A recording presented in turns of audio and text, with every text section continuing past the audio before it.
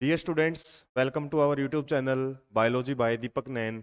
और आज हमारा जो टॉपिक ऑफ डिस्कशन रहेगा वो chapter 5 10th class NCERT science book से चैप्टर 5 है, उसका हम नाइन्थ नंबर पार्ट है वो डिस्कस करेंगे। इससे पहले हम 8 पार्ट इस चैप्टर के पढ़ चुके हैं। हालांकि यदि हम देखें हमारे जो चैप्टर है कंप्लीट हम कर चुके हैं इससे पहले ही 8 पार्ट में ही। लेकिन अब कुछ ऐसे बेसिक सी चीज़ें हैं, जैसे कि इस वीडियो में हमने जो पढ़ना है वो एक्टिविटीज हैं। कुछ हमारे चैप्टर के अंदर एक्टिविटीज आती हैं, उनसे बेस्ड बन सकते बेस्ड क्वेश्चन भी मिल सकते हैं, या फिर कई बार आपको ऐसे टाइप या लॉन्ग आंसर टाइप क्वेश्चन है इन एक्टिविटीज से भी मिल सकते हैं। इसके अलावा डायग्राम्स हैं, हम चैप्टर में जो बुक के अंदर दिए हुए हैं उन डायग्राम्स को भी स्टडी करेंगे इस पार्ट में।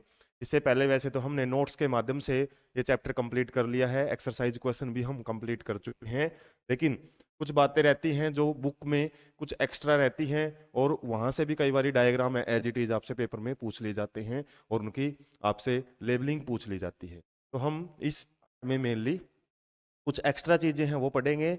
इसके अलावा कुछ बातें बच जाएंगी, जैसे do you know and more to know, कुछ इस टाइप की चीजें हैं चैप्टर में, कुछ ऑरेंज कलर के पैसेजेस वो हम नेक्स्ट पार्ट में डिस्कस करेंगे। तो ये कंप्लीट जो चैप्टर है आपका वो 10 पार्ट्स में रहेगा, और 10 पार्ट्स में हम जो A to Z चीजें हैं इस चैप्टर की वो कवर कर लेंगे। तो आज हमारा जो 9 पार्ट है वो हम शुरू कर लेते हैं।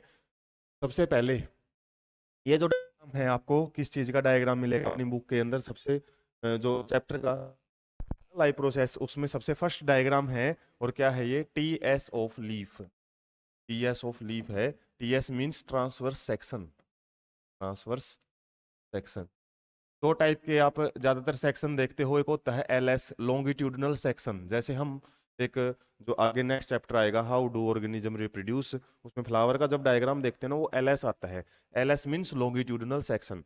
होते क्या है ये? जैसे मान लो ये हमारी जो हथेली है इसको हम मान सकते हैं क्या है? एक लीफ है। अब लीफ को यदि हम इस तरीके से लेंथ वाइज कट करें तो उसका एलएस होता है, लॉन्गिट्यूडिनल सेक्शन। और यदि हम उसको इस तरीके से लेंथ के परपेंडिकुलर कट करते हैं तो उसको हम क्या बोलते हैं? Transverse section. तो इसमें आप देख सकते हो जो हमारा लीफ है, इस तरीके का लीफ है, इसको इस तरीके से काटा हुआ है, और काट के फिर सामने यदि हम देखते हैं तो ये जो इसकी एक प्रकार की स्ट्रक्चर है, या फिर बोल सकते हैं हम जो इसकी मोटाई है पत्ते की, वही जब हम जूम करके माइक्रोस्कोप में देखते हैं तो हमको ये स्ट्रक्चर से वो दिखाई देती है। जो ऊपर की जो लेयर है इस तरीके से बिल्कुल ये किसकी बनी होती है? वैक्सी क्यूटिकल लेयर ऐसे पदार्थ की बनी होती है, बिल्कुल स्मूथ लेयर होती है ये।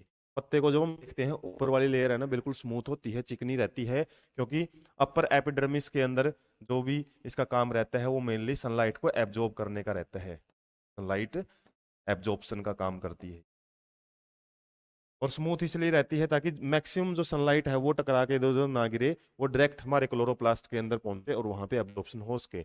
उसके बाद हमारे पास जो नेक्स्ट लेयर आती है जिसमें सेल्स हैं वो इस तरीके से मिलेंगी, सेल्स मिलती हैं, और इन्हीं सेल्स में क्लोरोप्लास्ट होते हैं। इसको हम क्या बोलते हैं? पैलिसेड, पैलिसेड मीजोफिल सेल, या फिर पैलिसाइड पैरेन्काइमा भी बोलते हैं।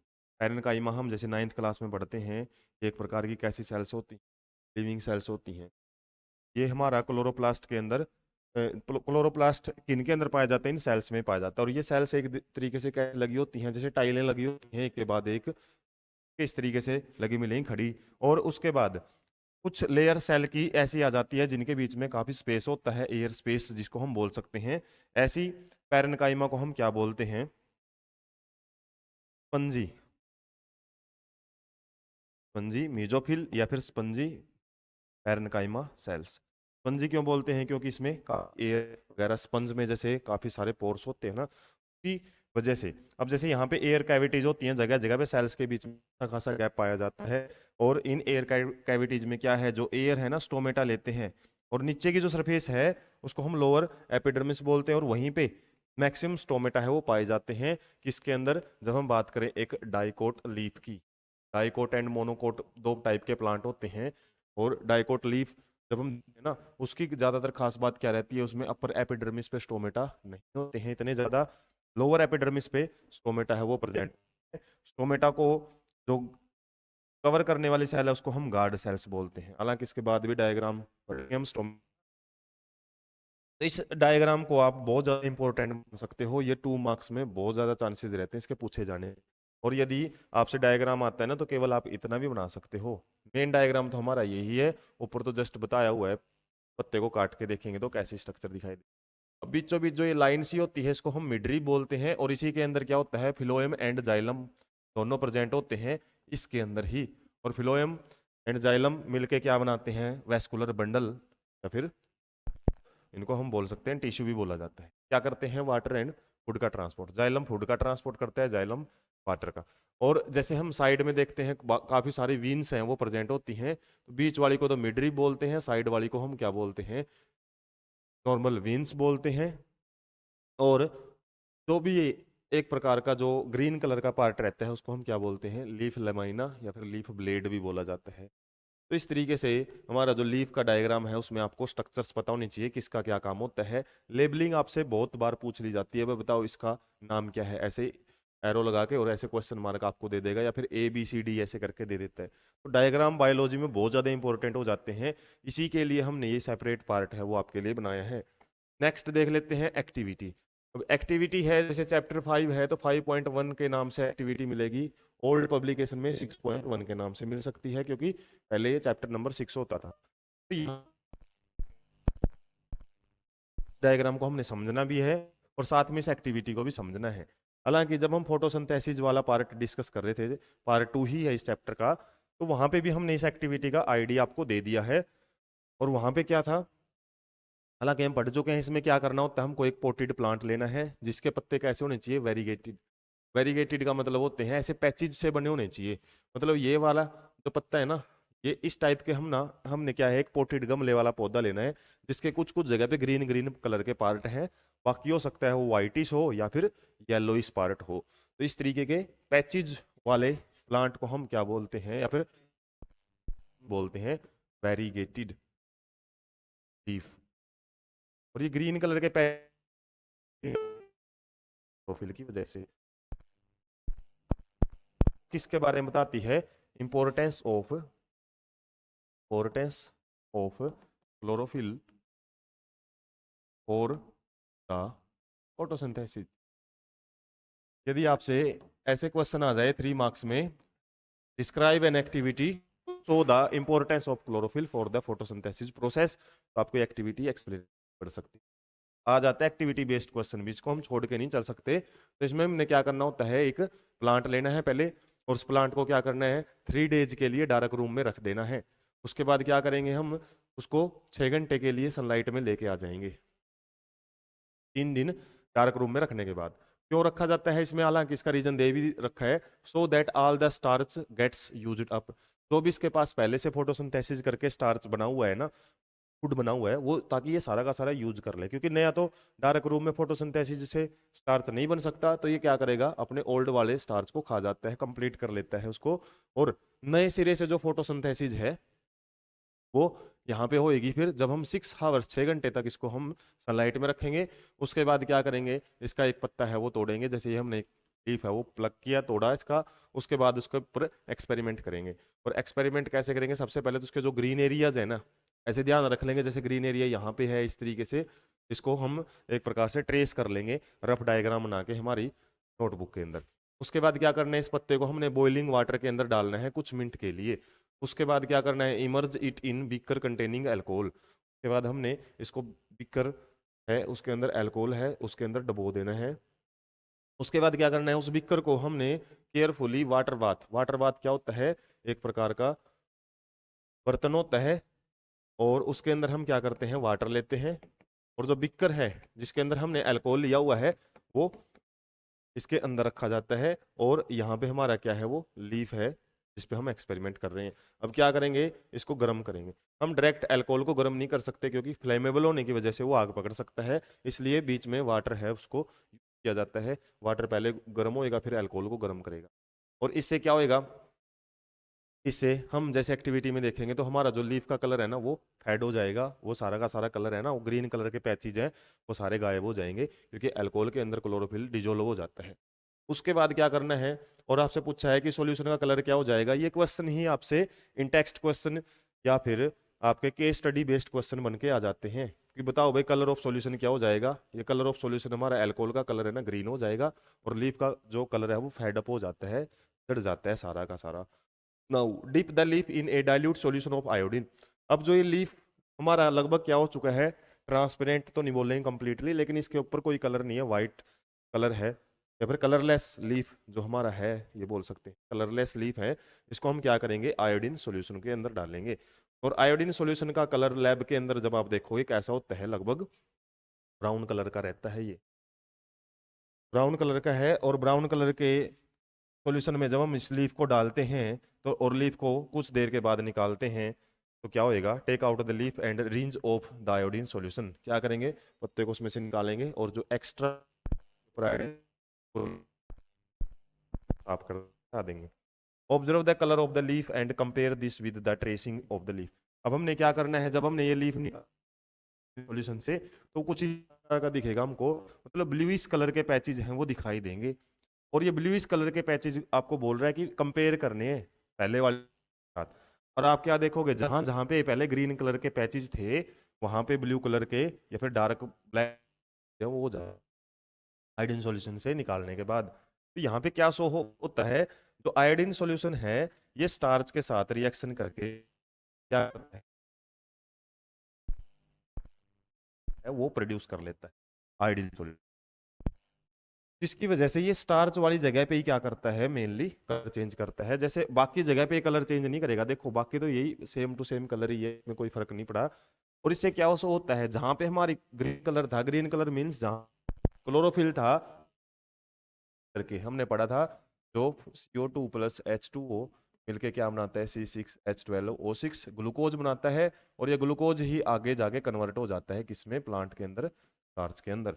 और ये स्टार्च जो बना है, स्टार्च आयोडीन के साथ रिएक्शन करके जो कलर है वो प्रोड्यूस करता है। इस वजह से ये एक्टिविटी बड़ी ही इंपॉर्टेंट हो जाती है आपकी, कि भाई कलर चेंज है वो कैसे हुआ है, सॉल्यूशन का कलर क्या हो गया है जब हमने उसको अल्कोहल के अंदर डिप किया है। उसके बाद आयोडीन सॉल्यूशन क्यों यूज किया है, तो आयोडीन सॉल्यूशन ही हमारा क्या शो करता है, एक स्टार्च टेस्ट। जब लैब में हम करते हैं स्टार्च टेस्ट, किसी भी चीज के अंदर जब आपको स्टार्च की प्रेजेंस पता करनी है, तो उसके लिए हम आयोडीन सॉल्यूशन ज़्यादातर यूज करते हैं। तो वो कलर चेंज कर लेता है, इसलिए किससे कलर चेंज करेगा, जो उसका ब्राउन कलर था ना, ब्राउन से ब्लू या ब्लैक कलर में कन्वर्ट हो जाता है। उसके बाद हम नेक्स्ट देखते हैं, हमारा डायग्राम है स्टोमेटा का। और स्टोमेटा के डायग्राम में पहले वाला ओपन स्टोमेटा है और ये क्लोज्ड स्टोमेटा है, और इसमें आपकी प्रोसेस भी पूरी जाती है। कुछ नाम आपके यहाँ पे लिखे हुए हैं, लेकिन जो नाम नहीं है, जैसे गार्ड सेल्स होती हैं, किडनी शेप्ड स्ट्रक्चर होती हैं, किडनी शेप्ड या फिर बीन शेप्ड स्ट्रक्चर या सेल्स को हम गार्ड सेल्स बोलते हैं, जो कंट्रोल करती है स्टोमेटा। और ये क्या है, स्टोमेटल पोर या फिर स्टोमेटल अपर्चर भी इसको बोल दिया जाता है, अपर्चर। के बाद जो ग्रीन कलर की पैचेज हैं या फिर जो स्ट्रक्चर्स हैं, वो क्लोरोप्लास्ट नाम की सेल ऑर्गेनेलीज होती हैं। इस साइड में जो सेल्स होती हैं गार्ड सेल्स के सराउंडिंग में जो कवर करती हैं, उसको हम क्या बोलते हैं, subsidiary cell, subsidiary cells present होती हैं। तो सबसाइडरी सेल्स, गार्ड सेल्स और जो स्टोमेटल पोर है, इन तीनों को मिला के हम स्टोमेटल अपरेटस भी बोल दिया जाता है। बट किसके लिए आते हैं, guard cells, stomatal pore and subsidiary cells. Subsidiary cells की वजह से ही ये opening and closing of stomata है ना, वो गार्ड सेल है वो कंट्रोल करती है। तो सबसाइडरी सेल्स मतलब एक प्रकार की एक्सेसरी सेल्स होती हैं, ये सहायक कोशिकाएं होती हैं। मेन काम तो कौन करता है, गार्ड सेल्स ही कर, एंड क्लोजिंग। ये प्रोसेस भी आपकी बड़ी इंपॉर्टेंट होती है। Describe the process of opening and closing of stomata. तो ओपनिंग वाले केस में क्या होता है, हमारी जो सबसाइडरी सेल्स है ना, इनमें से जो वाटर है वो क्या करता है, गार्ड सेल में एंटर करता है, तरीके से एंट्रिंग होगी गार्ड सेल के अंदर। और हम बोल सकते हैं यहाँ पे ओपनिंग के टाइम क्या होगी, एंडो ओस्मोसिस होती है, endo osmosis of water. Water है वो गार्ड सेल के अंदर एंटर करता है, कहाँ से, from subsidiary cells, subsidiary cells. और इन सबसाइडरी सेल्स से जब एंटर करेगा, तो हमारी जो गार्ड सेल्स हैं वो क्या हो जाती हैं, स्वेल अप हो फूल जाती हैं। एंडोस्मोसिस की वजह से सेल्स हैं वो स्वेल अप हो जाती हैं। और उसके बाद स्वेल अप होने के बाद क्या होएगा, हमारे जो इनकी स्ट्रक्चर ही कुछ ऐसी बनी होती है कि जो टोमेटल पोर वाली साइड होती है ना गार्ड सेल की, ये याद रखना, स्टोमेटल पोर वाली साइड होती है गार्ड सेल की, ये पूछ भी लिया जाता है, ये थिकर होती है थोड़ी साइज में, मतलब इनकी मोटाई ज्यादा होती है। और जो अवे फ्रॉम द, या फिर हम बोल सकते हैं टुवार्ड्स सबसाइडरी सेल वाली जो लेयर होती है, या फिर हम साइड बोल सकते हैं, वो थोड़ी थिनर होती है। जैसे हमारी जो ट्यूब होती है साइकिल की, या फिर जो ट्रक की, या फिर जो भी गाड़ी की टायर के अंदर जो ट्यूब डलती है, तो उसके बाद वैसे तो ट्यूबलेस टायर आने लग गए हैं, लेकिन ट्यूब वाले जो टायर हैं उनकी ट्यूब जब हम एयर उसके अंदर फिल करते हैं तो वो एक डिजाइन में ही फूलती है, वो राउंड या सर्कुलर स्ट्रक्चर में कन्वर्ट हो जाती है। ऐसे ही हमारी गार्ड सेल्स है ना, वो बीच में से मतलब अंदर वाली साइड से क्या होती है, थोड़ी thicker होती है। और जैसे ही इसके अंदर वाटर भरेगा नहीं, इस तरीके से फुले स्वेलअप होएगी कि बीच में एक ओपनिंग है वो क्रिएट हो जाती है, जैसे ट्यूब के अंदर ओपनिंग है वो क्रिएट हो जाती है। और जब स्टोमेटल पोर है वो क्लोज कैसे होते हैं, तो वाटर है वो स्टोमेटल पोर से रिमूव हो जाता है, इसकी वजह से ट्रांसपायरेशन की। ट्रांसपायरेशन क्या होता है, loss of water from the stomata in the gaseous form. तो ये वाटर है जब, अब इसमें वापस मत कर देना, अब जैसे वहां पे वाटर है ना गार्ड सेल्स की तरफ ही एंटर करता है, यहाँ पे वापस नहीं आता है।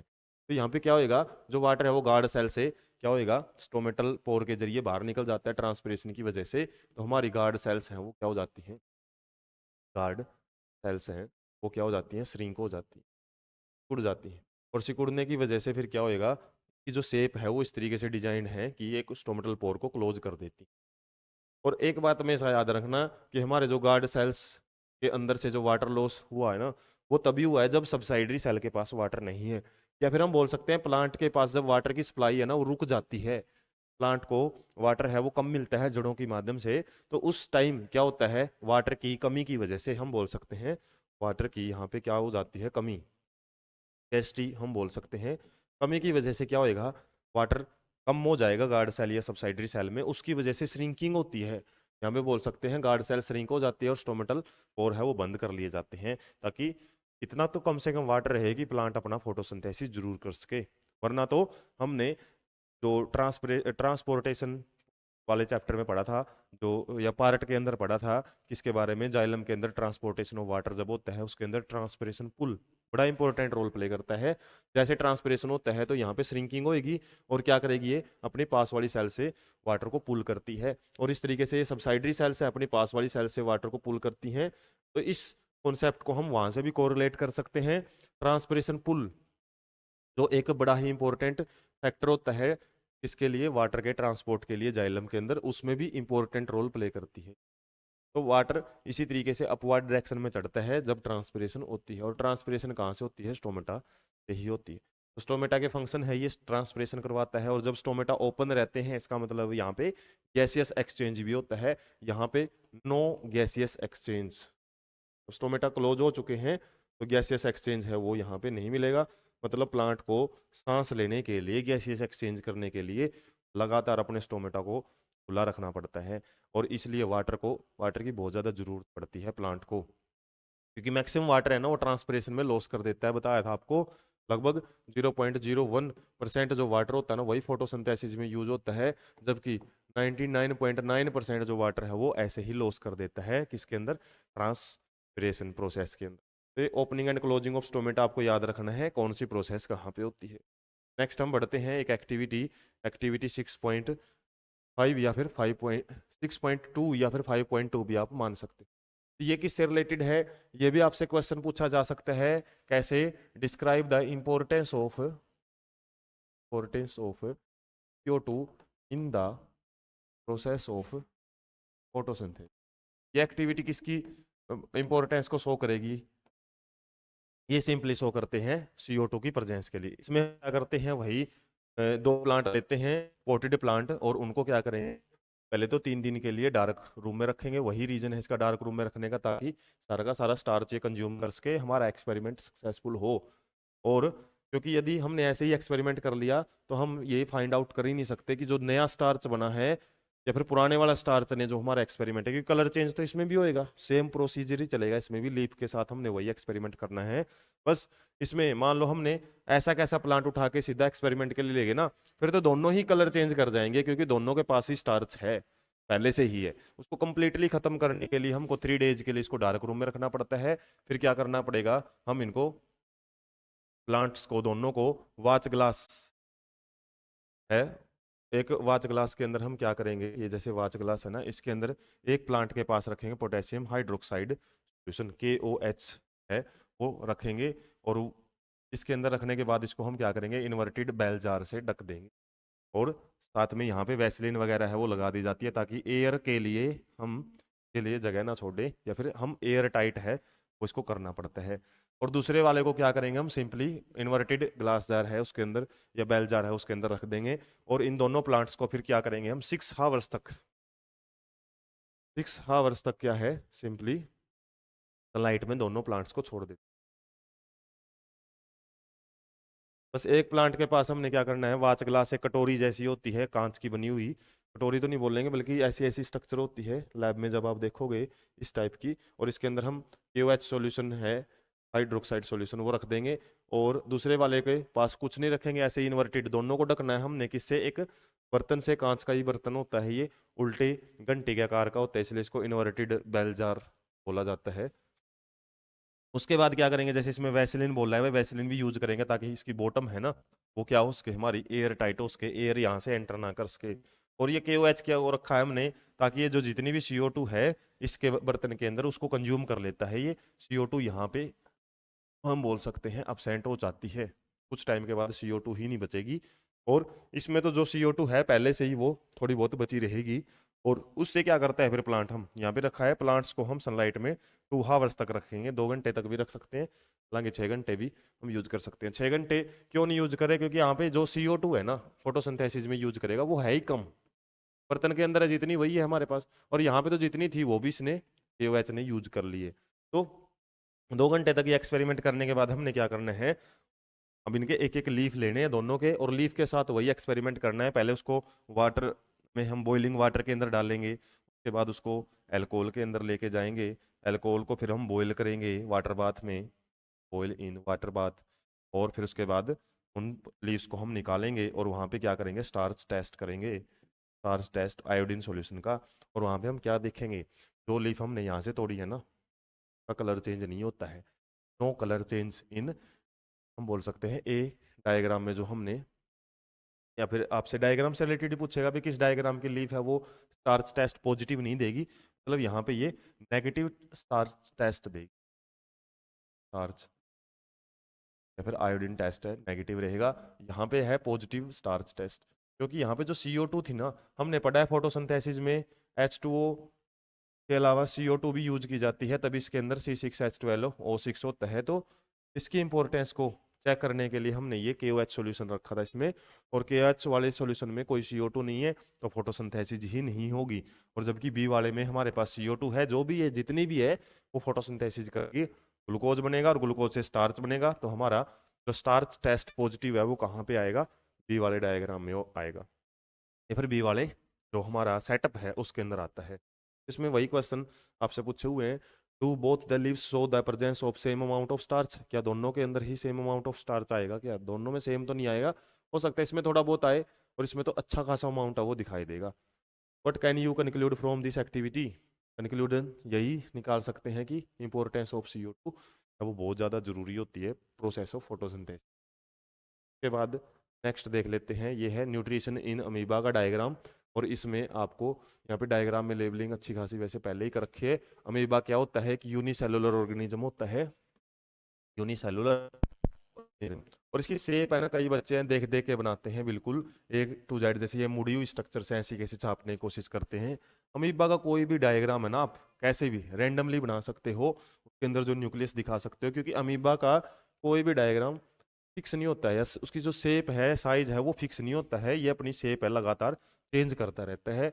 और चेंज कर करके ये क्या करता है, ऐसे उबार से इसकी बॉडी के ऊपर बनते हैं, और इन उबार को हम सूडोपोडिया बोलते हैं। ये बनते रहते हैं इसकी बॉडी पे, क्योंकि इसी के जरिए क्या करता है, ये फूड वगैरह है वो कैप्चर कर सकता है, फूड कैप्चरिंग करेगा, या फिर ये लोकोमोशन कर सकता है, एक जगह से दूसरी जगह जाना हो तो ये सूडोपोडिया की ही इस्तेमाल करता है।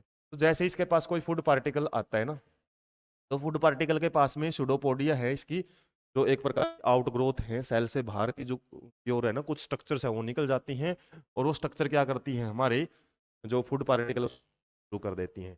और वो इस तरीके से कंप्लीटली जब घेर देती है तो हमारा जो फूड पार्टिकल है वो आराम आराम से अमीबा के अंदर आ जाता है और क्या बना लेता है, एक फूड वैक्यूल बना लेता है। फूड वैक्यूल के अंदर क्या होएगा, फिर डाइजेशन है वो होता है। फूड वैक्यूल में क्या होते हैं, इंजाइम्स होते हैं, हम बोल सकते हैं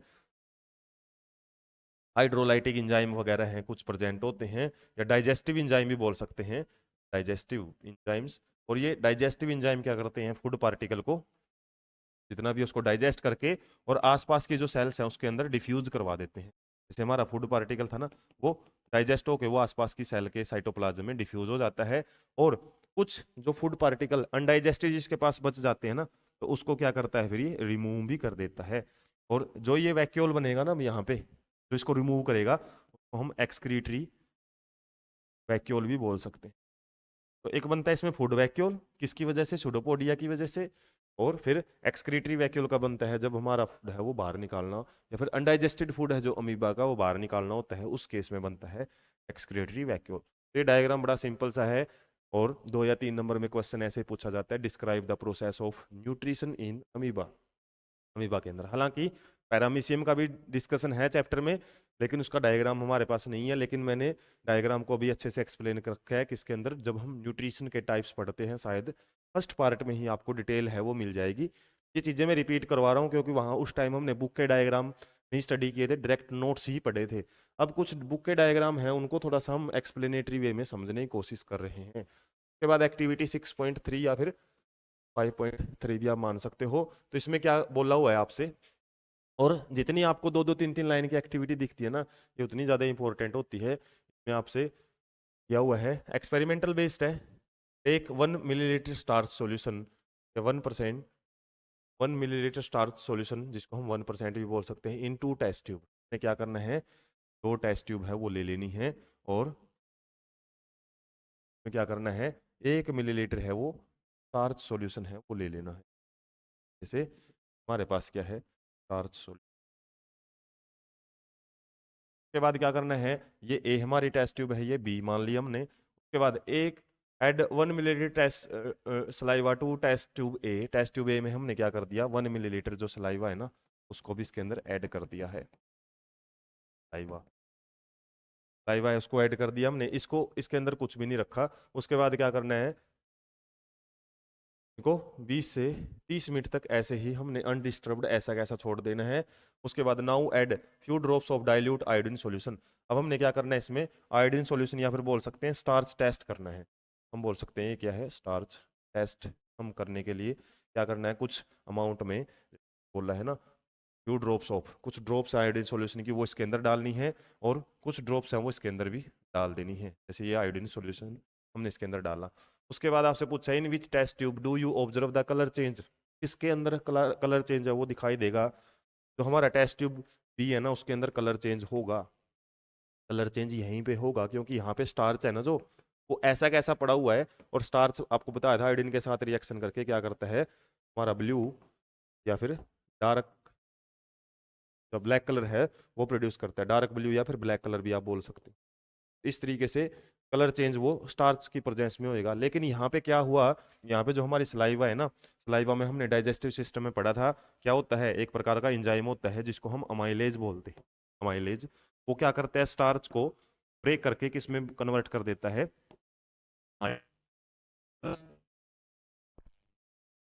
plus डेक्सट्रीन।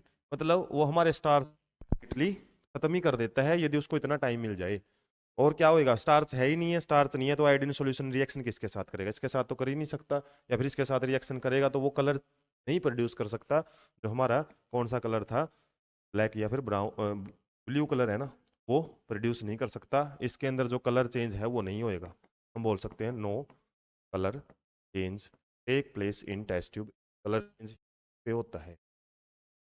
what does this indicate about the presence or absence of starch in two test tube, इससे किस क्या पता लगता है कि टेस्ट ट्यूब ए के अंदर नो स्टार्च, यहाँ पे कोई स्टार्च नहीं बचा, स्टार्च सारा का सारा सलाइवा ने डाइजेस्ट कर दिया है, और जबकि यहाँ पे स्टार्च प्रेजेंस है। बी के अंदर हम बोल सकते हैं स्टार्च की प्रेजेंस है। What does this tell us about the action of saliva on starch, बता ही दिया क्या एक्शन करता है स्टार्च को डाइजेस्ट करके। या फिर बोल सकते हैं जो कॉम्प्लेक्स शुगर है ना, कॉम्प्लेक्स शुगर या फिर जो बिगर शुगर है उसको स्मॉलर शुगर के अंदर, और माल्टोज और आइसोमाल्टोज क्या है हमारे डाइसैकेराइड्स, डाइसैकेराइड, इनका भी जिक्र मैं कर चुका हूँ डाइजेस्टिव सिस्टम वाले पोर्शन में, तो वहाँ पे भी आप इनकी डिटेल है वो पढ़ सकते हैं। यहाँ पे हम जस्ट एक बुक से ये ओवरव्यू ले रहे हैं। उसके बाद ये डायग्राम आपका बड़ा ही इजी डायग्राम है, और आप जो लोअर क्लासेज है वहाँ से इसकी प्रैक्टिस करना शुरू कर देते हो। तो डायग्राम किसका है, ये एलिमेंट्री कैनाल का है। एलिमेंट्री कैनाल कहाँ से शुरू होती है, हमारी माउथ से। माउथ जिससे क्या होता है, इंजेशन फूड का हम इंटेक करते हैं, फिर माउथ से क्या है वो यहाँ पे टंग वगैरह होती है, टीथ वगैरह होते हैं, जो क्या करेगा हमारा जितना भी फूड है उसको ब्रेक डाउन करेगा, और उसके अंदर सलाइवा उसको मिक्स करती है ये टंग। उसके बाद जो हमारे बोलस की फॉर्म में जो फूड है वो आगे बढ़ता है, और माउथ वाले रीजन को हालांकि किसी ने बक्कल कैविटी बोल दिया है, माउथ एक ओपनिंग का नाम होता है, और जबकि बक्कल कैविटी क्या है, एक चैम्बर होता है जहाँ पे टंग और टीथ वगैरह प्रेजेंट होते हैं।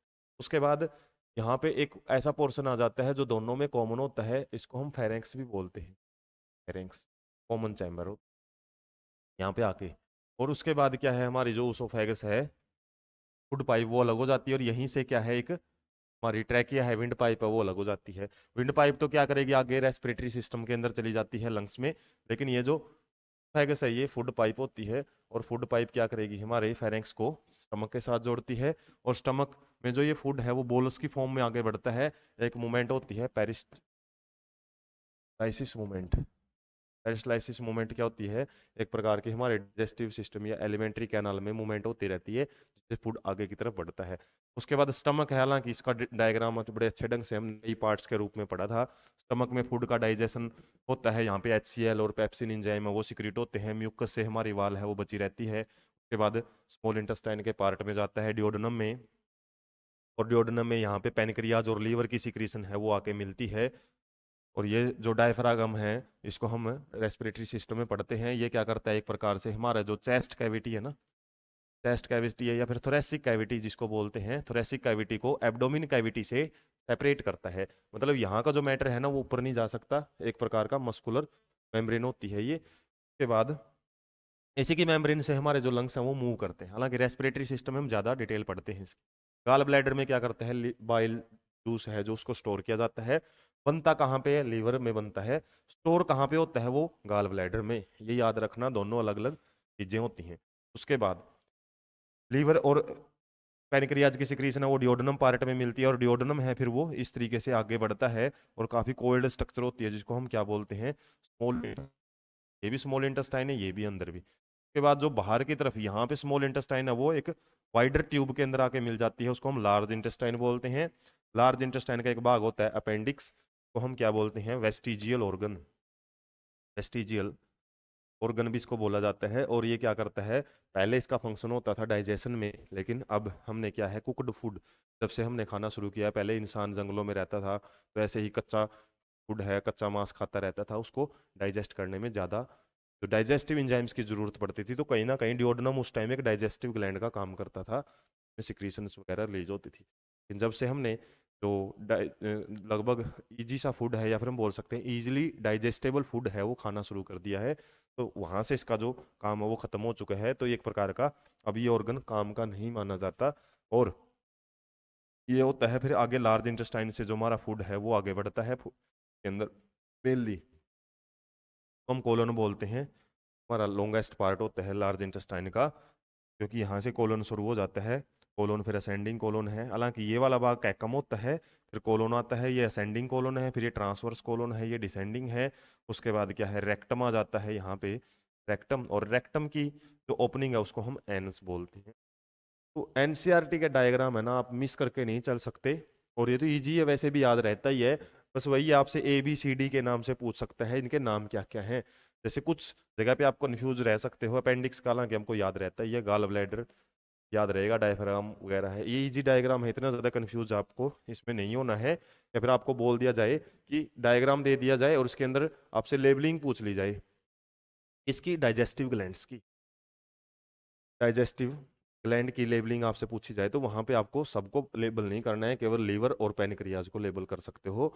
इसके अलावा स्टमक के अंदर भी कुछ आप ऐसे लेयरिंग सी दिखा के उसको बोल सकते हो ये गैस्ट्रिक ग्लैंड्स हैं, गैस्ट्रिक ग्लैंड्स। और यहाँ पे भी कुछ लेबलिंग वगैरह करके आप दिखा सकते हो, क्या है फिर वो हमारी सैलिवरी ग्लैंड्स है, सैलिवरी ग्लैंड्स। और ऐसे ही कुछ लेबलिंग स्मॉल इंटेस्टाइन में करके आप दिखा सकते हो, वहाँ पे क्या है, इंटेस्टाइनल ग्लैंड्स हैं। इस तरीके से आपको लोकेशन पता होनी चाहिए कि कौन सी ग्लैंड कहाँ पे होती है, और इनके इंजाइम्स हैं वो हम डिटेल में हालांकि पढ़ ही चुके हैं।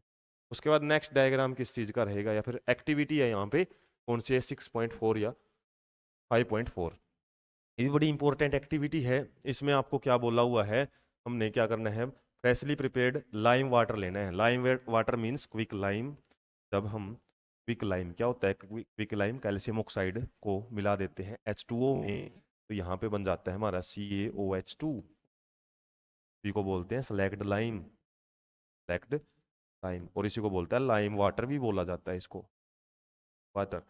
और इसके अंदर हमने क्या करना है फिर, blow air through this lime water. हमने क्या करनी है, एयर को ऐसे बबल करना है इसके अंदर, किसी भी ट्यूब से, तरीके की कोई ट्यूब है उससे हमने एयर है वो बबल करनी है। उसके बाद note how long it takes for the lime water to turn milky. क्या करेंगे हम फिर, थोड़ी थोड़ी देर में यहाँ पे थोड़ी देर में चेक करेंगे कि भाई हमारा वाटर है ना वो लाइम वाटर है जो मिल्की होना शुरू हो जाता है। मिल्की क्यों होता है, ये रिएक्शन हम केमिस्ट्री में पढ़ते हैं। जो स्लैग्ड लाइम है, जब आपसे रिएक्शन करता है, जो CO2 हम छोड़ते हैं, CO2 होती है ना उसके अंदर, तो CO2 के साथ मिलके क्या बना लेते हैं, CaCO3 बना लेता है और H2O बना लेता है। और ये CaCO3 क्या है, एक प्रकार का व्हाइटिश कलर का सब्सटेंस होता है, और कैल्शियम कार्बोनेट इसको बोलते हैं। इसकी वजह से ये मिल्की होना शुरू हो जाता है इसकी फॉर्मेशन की। उसके बाद यूज ए सिरिंज और पिचकारी to pass air through some fresh lime water taken in another test tube. फिर हमने क्या करना है, एक जैसे एक टेस्ट ट्यूब ये है और एक टेस्ट ट्यूब ये है, इसमें हमने क्या करनी है, एक पिचकारी लेनी है और उसमें सिंपली एयर फिल करनी है और उसको ब्लो करना है। तो एयर के अंदर जो हमारी CO2 जो डिफ्रेंशिएट यहाँ पे आपसे करवाना चाह रहा है वो क्या है, यहाँ पे जो CO2 है हमारी लगभग कितनी होती है, नॉर्मल गाड़ी के अंदर हम गाड़ी कहाँ से फिल कर रहे हैं, नॉर्मल हवा से। हवा है जो उसके अंदर, उसमें कितनी अमाउंट में होती है, 0.03% CO2 है। लेकिन जो हम एयर बाहर छोड़ते हैं उसके अंदर लगभग 4 to 5% जो CO2 है वो प्रेजेंट होती है। तो ये जो CO2 है ये क्या करेगी, जल्दी जल्दी हमारे लाइम वाटर को मिल्की कर देती है। आपसे पूछा जाए ना किस टेस्ट ट्यूब में जल्दी आएगा, हालांकि पूछा भी हुआ इसमें, note how long it take for this lime water to turn milky. इसको कितना टाइम लगेगा, इसको जाहिर सी बात है ज्यादा टाइम लगेगा, क्योंकि जितनी ज्यादा CO2 होगी वो उतनी ज्यादा रिएक्शन करके कैल्शियम कार्बोनेट है वो बनाएगा। यहाँ पे टाइम है वो ज्यादा कंजप्शन होएगा। What does this tell us about the amount of carbon dioxide in the air that we breathe out. उस एयर में कितनी CO की अमाउंट होती है जो हम बाहर छोड़ते हैं, ये पूछा इसने। नॉर्मल एयर की बात नहीं की। कई बार हम क्वेश्चन पूरा नहीं पढ़ते हैं और ऐसे क्वेश्चन आपसे पूछे जा सकते हैं। आप ये नहीं बोल सकते कि आउट ऑफ सिलेबस आपसे चीजें पूछी गई है। ये क्वेश्चन आपसे यहाँ पे पूछा हुआ और ऐसे ही कोई एक्टिविटी स्टडी बेस्ड बन के आपकी आ जाती है एग्जाम में, और वो आपसे पूछी किससे गई है, वो अपनी बुक से ही पूछी हुई है। तो यहाँ पे यही बोला है कि कितनी परसेंट अमाउंट, ये मैंने बता दिया, लगभग 4 से 5% की अमाउंट रहती है CO2 की जो हम एयर बाहर छोड़ते हैं। और ऑक्सीजन जो हम लेते हैं वो 21% ही है जब हम अंदर लेते हैं। और ऑक्सीजन कितनी रहती है, वही लगभग 16% के आसपास है ना, जो 4% ऑक्सीजन पाते हैं जो एयर इनटेक करते हैं। और जो 4% हमने इनटेक की है उसके बदले में CO2 के अंदर घुल के आ जाती है। इस तरीके से आपको याद रखना है। एक्टिविटी बेस्ड क्वेश्चन बनते कैसे हैं, या फिर डायग्राम बेस्ड क्वेश्चन है वो कैसे आते हैं। तो लाइम वाटर क्या है, सिंपली आपसे फॉर्मूला पूछे तो ये OH2 है इसके अंदर। और आपसे पूछा जाए कि ये जो मिल्की क्यों हुआ है, मिल्की किस सब्सटेंस की फॉर्मेशन की वजह से हुआ है, ये कैल्शियम कार्बोनेट के सब्सटेंस की फॉर्मेशन की वजह से होता है। नेक्स्ट ऐसे ही एक्टिविटी दी हुई है, activity 5.5, take some fruit juice. हमने कोई फ्रूट जूस है वो लेना है या फिर शुगर सॉल्यूशन है वो लेना है, और उसके अंदर क्या डालनी है, ईस्ट डालनी है। जैसे एक टेस्ट ट्यूब है, टेस्ट ट्यूब में मैंने फ्रूट जूस ले लिया और उसके अंदर ईस्ट, ईस्ट क्या है, एक यूनिसेलुलर फंजाई होती है, फंजाई। मार्केट में वैसे इसका एक प्रकार के दाने से मिल जाते हैं, और वो लेना है हमने, और वो इस टेस्ट ट्यूब में डाल देना है। इस तरीके से ये ईस्ट है हमने डाल दी, और क्या करना है, इस टेस्ट ट्यूब की जो ओपनिंग है उसके ऊपर कोरक फिट कर देना है। ऐसे एक कोरक है वो लगा देना है, इसके ऊपर ढक्कन लगा देना है, बंद कर देना, अच्छे से बंद कर देना है। इसके अंदर एयर है वो नहीं जानी चाहिए। और ईस्ट आपको याद होना चाहिए, ईस्ट क्या करवाता है, अनएरोबिक रेस्पिरेशन करवाता है। अनएरोबिक रेस्पिरेशन, अनएरोबिक रेस्पिरेशन क्या था, जिसके अंदर जो ग्लूकोज है फिर pyruvic acid,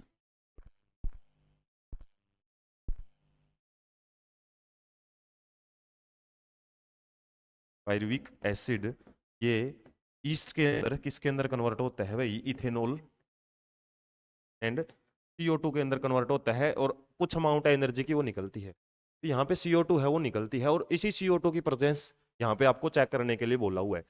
dip the free end of the glass tube into a test tube containing freshly prepared lime water. हमने क्या करना है, और इसका एक बात ध्यान रखनी है, हमने जो कोरक लगाया ना वो वन होल्ड, एक होल होल होना चाहिए, और इस होल से हमने क्या करनी है, एक ट्यूब लेनी है, सिंपली डिलीवरी ट्यूब भी हम बोल सकते हैं। और इस डिलीवरी ट्यूब को एक ऐसे बर्तन में रखना है जिसके अंदर क्या है, वही लाइम वाटर आ गया ना, क्या है इसमें COH2 है, COH2 है। और उसके बाद ये COH2 क्या करेगा, जाहिर सी बात है यहाँ से जो गैस निकलेगी ना, जब ये ईस्ट अपना काम करना शुरू करेगा, मतलब जो पायरुविक एसिड ये कहाँ से आया, ये आया अपना फ्रूट जूस। फ्रूट जूस में क्या होता है, स्टार्च होता है, या फिर हम बोल सकते हैं ग्लूकोज होता है, और यहाँ पे भी शुगर सॉल्यूशन में ग्लूकोज है वो प्रेजेंट है, और ग्लूकोज का ब्रेक डाउन होएगा, पायरुविक एसिड बनेगा, और पायरुविक एसिड से फिर आगे इथेनॉल है वो बनना शुरू हो जाता है। और ये इथेनॉल है जो वो बनेगा उसकी वजह से, तो इसकी जब हम इसमें है अजीब सी स्मेल हमको लगती है, और CO2 है उसकी प्रेजेंस को चेक करने के लिए हमने लाइम वाटर लिया है, और जाहिर सी बात है यहाँ पे क्या बनेगा, ये कैल्शियम कार्बोनेट बनेगा, जिसकी वजह से जो मिल्की है वो कलर हो जाता है। What change it is observe in the lime water and how long does it take for this change to occur. तो आपसे पूछा हुआ है कितना टाइम लेगा, तो ये भी जो CO2 है, हालांकि वो अच्छी खासी रिलीज होती है प्रोसेस में तो, लेकिन ईस्ट की जो मैकेनिज्म है वर्किंग है वो स्लो होती है, इसकी वजह से हो सकता है टाइम तो लग जाए इसके अंदर, लेकिन जाहिर सी बात है मिल्की वाटर होने का जो रीजन आपसे पूछा हुआ वो CO2 की फॉर्मेशन की वजह से होता है। What does this tell us about the product of fermentation, और ये किसका एक्सपेरिमेंट है, फर्मेंटेशन का। फर्मेंटेशन किसका दूसरा नाम है, अनएरोबिक रेस्पिरेशन। अनएरोबिक रेस्पिरेशन को हम फर्मेंटेशन बोलते हैं। तो इससे हमको क्या पता लगता है कि क्या क्या प्रोडक्ट बनते हैं फर्मेंटेशन से। तो फर्मेंटेशन से CO2 तो जरूर बनेगा इस एक्सपेरिमेंट से, उसका तो हम मतलब निकाल सकते हैं। और दूसरा इसके अंदर आप याद हो तो आपको लिख सकते हो, इथेनॉल भी प्रोड्यूस होता है, इथेनॉल एंड CO2 ईस्ट के द्वारा प्रोड्यूस होता है। ईस्ट क्या है, अनाएरोबिक रेस्पिरेशन शो करने वाला एक ऑर्गेनिज्म है। और जो इथेनॉल बनता है, इसी प्रोसेस को हम अल्कोहल बनाने के लिए भी यूज करते हैं, जितने भी ये अल्कोहलिक ड्रिंक्स वगैरह होती हैं उसके लिए भी ईस्ट ही यूज किया जाता है। उसके बाद नेक्स्ट देख लेते हैं कि आपके डिफरेंट डिफरेंट वेज हैं, क्वेश्चन भी आता है, हम डिस्कस कर चुके हैं ऑलरेडी इसके बारे में। Break down of glucose by various pathways, कौन कौन से तरीके हैं जिसमें ग्लूकोज का ब्रेक डाउन हो सकता है। तो ग्लूकोज से 6 कार्बन मॉलिक्यूल कंपाउंड होते हैं, 6 कार्बन होते हैं इसके अंदर, और ये साइटोप्लाज्म के अंदर ग्लाइकोलाइसिस नाम की जो प्रोसेस है उससे ब्रेक होता है, और 3 कार्बन कंपाउंड या फिर 3 कार्बन मॉलिक्यूल एक पायरुवेट बनता है, इसी को हम पायरुविक एसिड भी बोलते हैं। और कुछ एनर्जी है वो यहाँ पे निकलती है, ये आपसे एनर्जी पूछे यहाँ पे कितनी निकलती है, लगभग 2 ATP एनर्जी ही यहाँ से निकलती है। उसके बाद जब ये पायरुविक एसिड क्या होएगा, यहाँ पे आगे कन्वर्ट होएगा 3 तरीके से। एक तो अब्सेंस ऑफ ऑक्सीजन, हमने देखा ईस्ट के अंदर इथेनॉल बनेगा, CO2 बनेगी, और एनर्जी है वो बनती है। और ये इथेनॉल क्या है, 2 कार्बन मॉलिक्यूल होते हैं। इथेनॉल का फॉर्मूला हम इससे प्रीवियस चैप्टर में भी पढ़ा था अच्छे से, क्या होता है, CH3CH2OH, इथेनॉल। और उसके बारे में हमने केमिकल और फिजिकल प्रॉपर्टी भी पढ़ी थी, इथेनोइक एसिड एंड इथेनॉल। तो वही इथेनॉल है, ये 2 कार्बन होती है ना, इसलिए इसको इथेनॉल बोलते हैं, नोमेनक्लेचर में पढ़ा था हमने। उसके बाद लैक ऑफ ऑक्सीजन, मसल्स में हमारी जो सेल्स होती हैं जब वहां पे ऑक्सीजन प्रॉपर नहीं पहुंच पाती, कब, ड्यूरिंग विगरस एक्सरसाइज या फिर हैवी एक्सरसाइज भी हम बोल सकते हैं, जब हम हमारी बॉडी बहुत ज़्यादा फिजिकल वर्क कर लेती है या एक्सरसाइज के टाइम पे हम क्या है, बॉडी है वो अच्छी प्रॉपर सप्लाई है वो नहीं पहुंचा पाती मसल्स के पास, तो जिससे क्या होएगा, मसल्स में एक प्रकार का थोड़ा बहुत अनएरोबिक रेस्पिरेशन वो हम बोल सकते हैं होगा, और वहाँ पे लैक्टिक एसिड बनेगा। और ये लैक्टिक एसिड की वजह से हमारी जो मसल्स हैं वो फटीग हो जाती हैं, थक जाता है हम, और मसल्स के अंदर क्रैम्प भी पड़ सकते हैं यदि ज़्यादा बन जाता है ये। फिर ये लैक्टिक एसिड क्या है, जब हम रेस्ट करते हैं लैक्टिक एसिड को लीवर के अंदर ट्रांसपोर्ट किया जाता है, और लीवर इसको किस में बदल देता है, वापस पायरुविक एसिड के अंदर है वो कन्वर्ट कर देता है। इसलिए हमको रेस्ट करने के बाद थोड़ा आराम मिलता है। आराम क्यों? क्योंकि हमको वहाँ पे पेन क्यों नहीं होता? क्योंकि लैक्टिक एसिड वहाँ पे खत्म या फिर इसको ट्रांसपोर्ट कर करके लीवर तक पहुंचा दिया जाता है। इसलिए हम पढ़ सकते हैं लीवर का कितना इंपॉर्टेंट काम होता है। और यदि यही लैक्टिक एसिड हमारे स्टमक में हो तो डाइजेस्टिव सिस्टम को बड़ा ही इंप्रूव करता है ये, या फिर डाइजेशन है ना उसको बड़ा अच्छा बनाता है। इसलिए जो कर्ड होती है, कर्ड के अंदर हम दही खाना अच्छा माना जाता है मॉर्निंग टाइम में। तो क्यों? क्योंकि उसके अंदर जो लैक्टिक एसिड है ना वो हमारे विटामिन B12, विटामिन जो B12 होता है ना उसकी क्या होता है, एक प्रकार से एब्जॉर्प्शन को बढ़ाता है लैक्टिक एसिड। ये बड़ा काफ़ी इंपॉर्टेंट भी होता है, लेकिन मसल्स में ये हार्मफुल हो सकता है। एनर्जी है थोड़ी अमाउंट में यहाँ भी निकलती है, लेकिन यदि कंप्लीट प्रेजेंस ऑफ ऑक्सीजन है माइटोकॉन्ड्रिया में, वहाँ पे CO2 है वो बनता है, साथ में वाटर बनता है। इसके अलावा अच्छी खासी अमाउंट में एनर्जी रिलीज होती है। 38 ATP एनर्जी है वो बनती है यहाँ पे। अच्छी खासी अमाउंट में ATP मॉलिक्यूल्स वो बनते हैं। ATP के बारे में आपको हालांकि पहले ही बता चुके हैं। इसके अलावा जो ये ऑरेंज कलर का पैसेज बुक में दिया हुआ है ना, इससे रिलेटेड हम नेक्स्ट पार्ट में अच्छे से समझेंगे ATP क्या होता है। और ATP की फॉर्मेशन 38 कैसे बनते हैं ये आप 11th क्लास में पढ़ोगे भाई, 11th क्लास बायोलॉजी के अंदर बड़ा अच्छे से समझा हुआ है इसके। और इसके सेशन आपको यहाँ पे भी इस चैनल के ऊपर भी मिल जाएंगे। उसके बाद नेक्स्ट हम देख लेते हैं एक्टिविटी 6.6 या फिर 5.6। तो यहाँ पे आपसे सिंपली बोला हुआ है एक एक्वेरियम जिसके अंदर हम फिशेज वगैरह पालते हैं, कांच का बर्तन होता है, उसको ऑब्जर्व करने के लिए बोला हुआ है। कोई भी मछली को आप अच्छे से ऑब्जर्व करो। और वो क्या करती हैं? They open and close their mouth and gill slits. Gill slits क्या हैं? जो उनकी आंख के पीछे थोड़े से ढक्कन जैसी स्ट्रक्चर होती हैं, या फिर और द अपरकुलम, अपरकुलम ये ढक्कन को ही बोलते हैं। गिल स्लिट्स क्या होते हैं? गिल्स के छिद्र होते हैं, और छिद्रों के ऊपर अपरकुलम होता है। या फिर हम बोल सकते हैं which covers the gill slits. अपरकुलम एक ढक्कन जैसी स्ट्रक्चर है, वो खुलती और बंद होती है। माउथ जैसे खुलता और बंद होता है, ऐसे ही वो अपरकुलम भी खुलते और बंद होते हैं। Opening and closing of mouth and gill slits coordinate in some manner. ये दोनों माउथ है ना जैसे ओपन क्लोज होता है, इसी एक प्रकार से हम बोल सकते हैं एक कोऑर्डिनेशन में, या फिर इसी तरीके से जो गिल स्लिट्स हैं या फिर जो वो भी और क्लोज होता है। हमको क्या बोला है? Count the number of times the fish opens and close the mouth and compare this with the number of times you breathe in and out in it.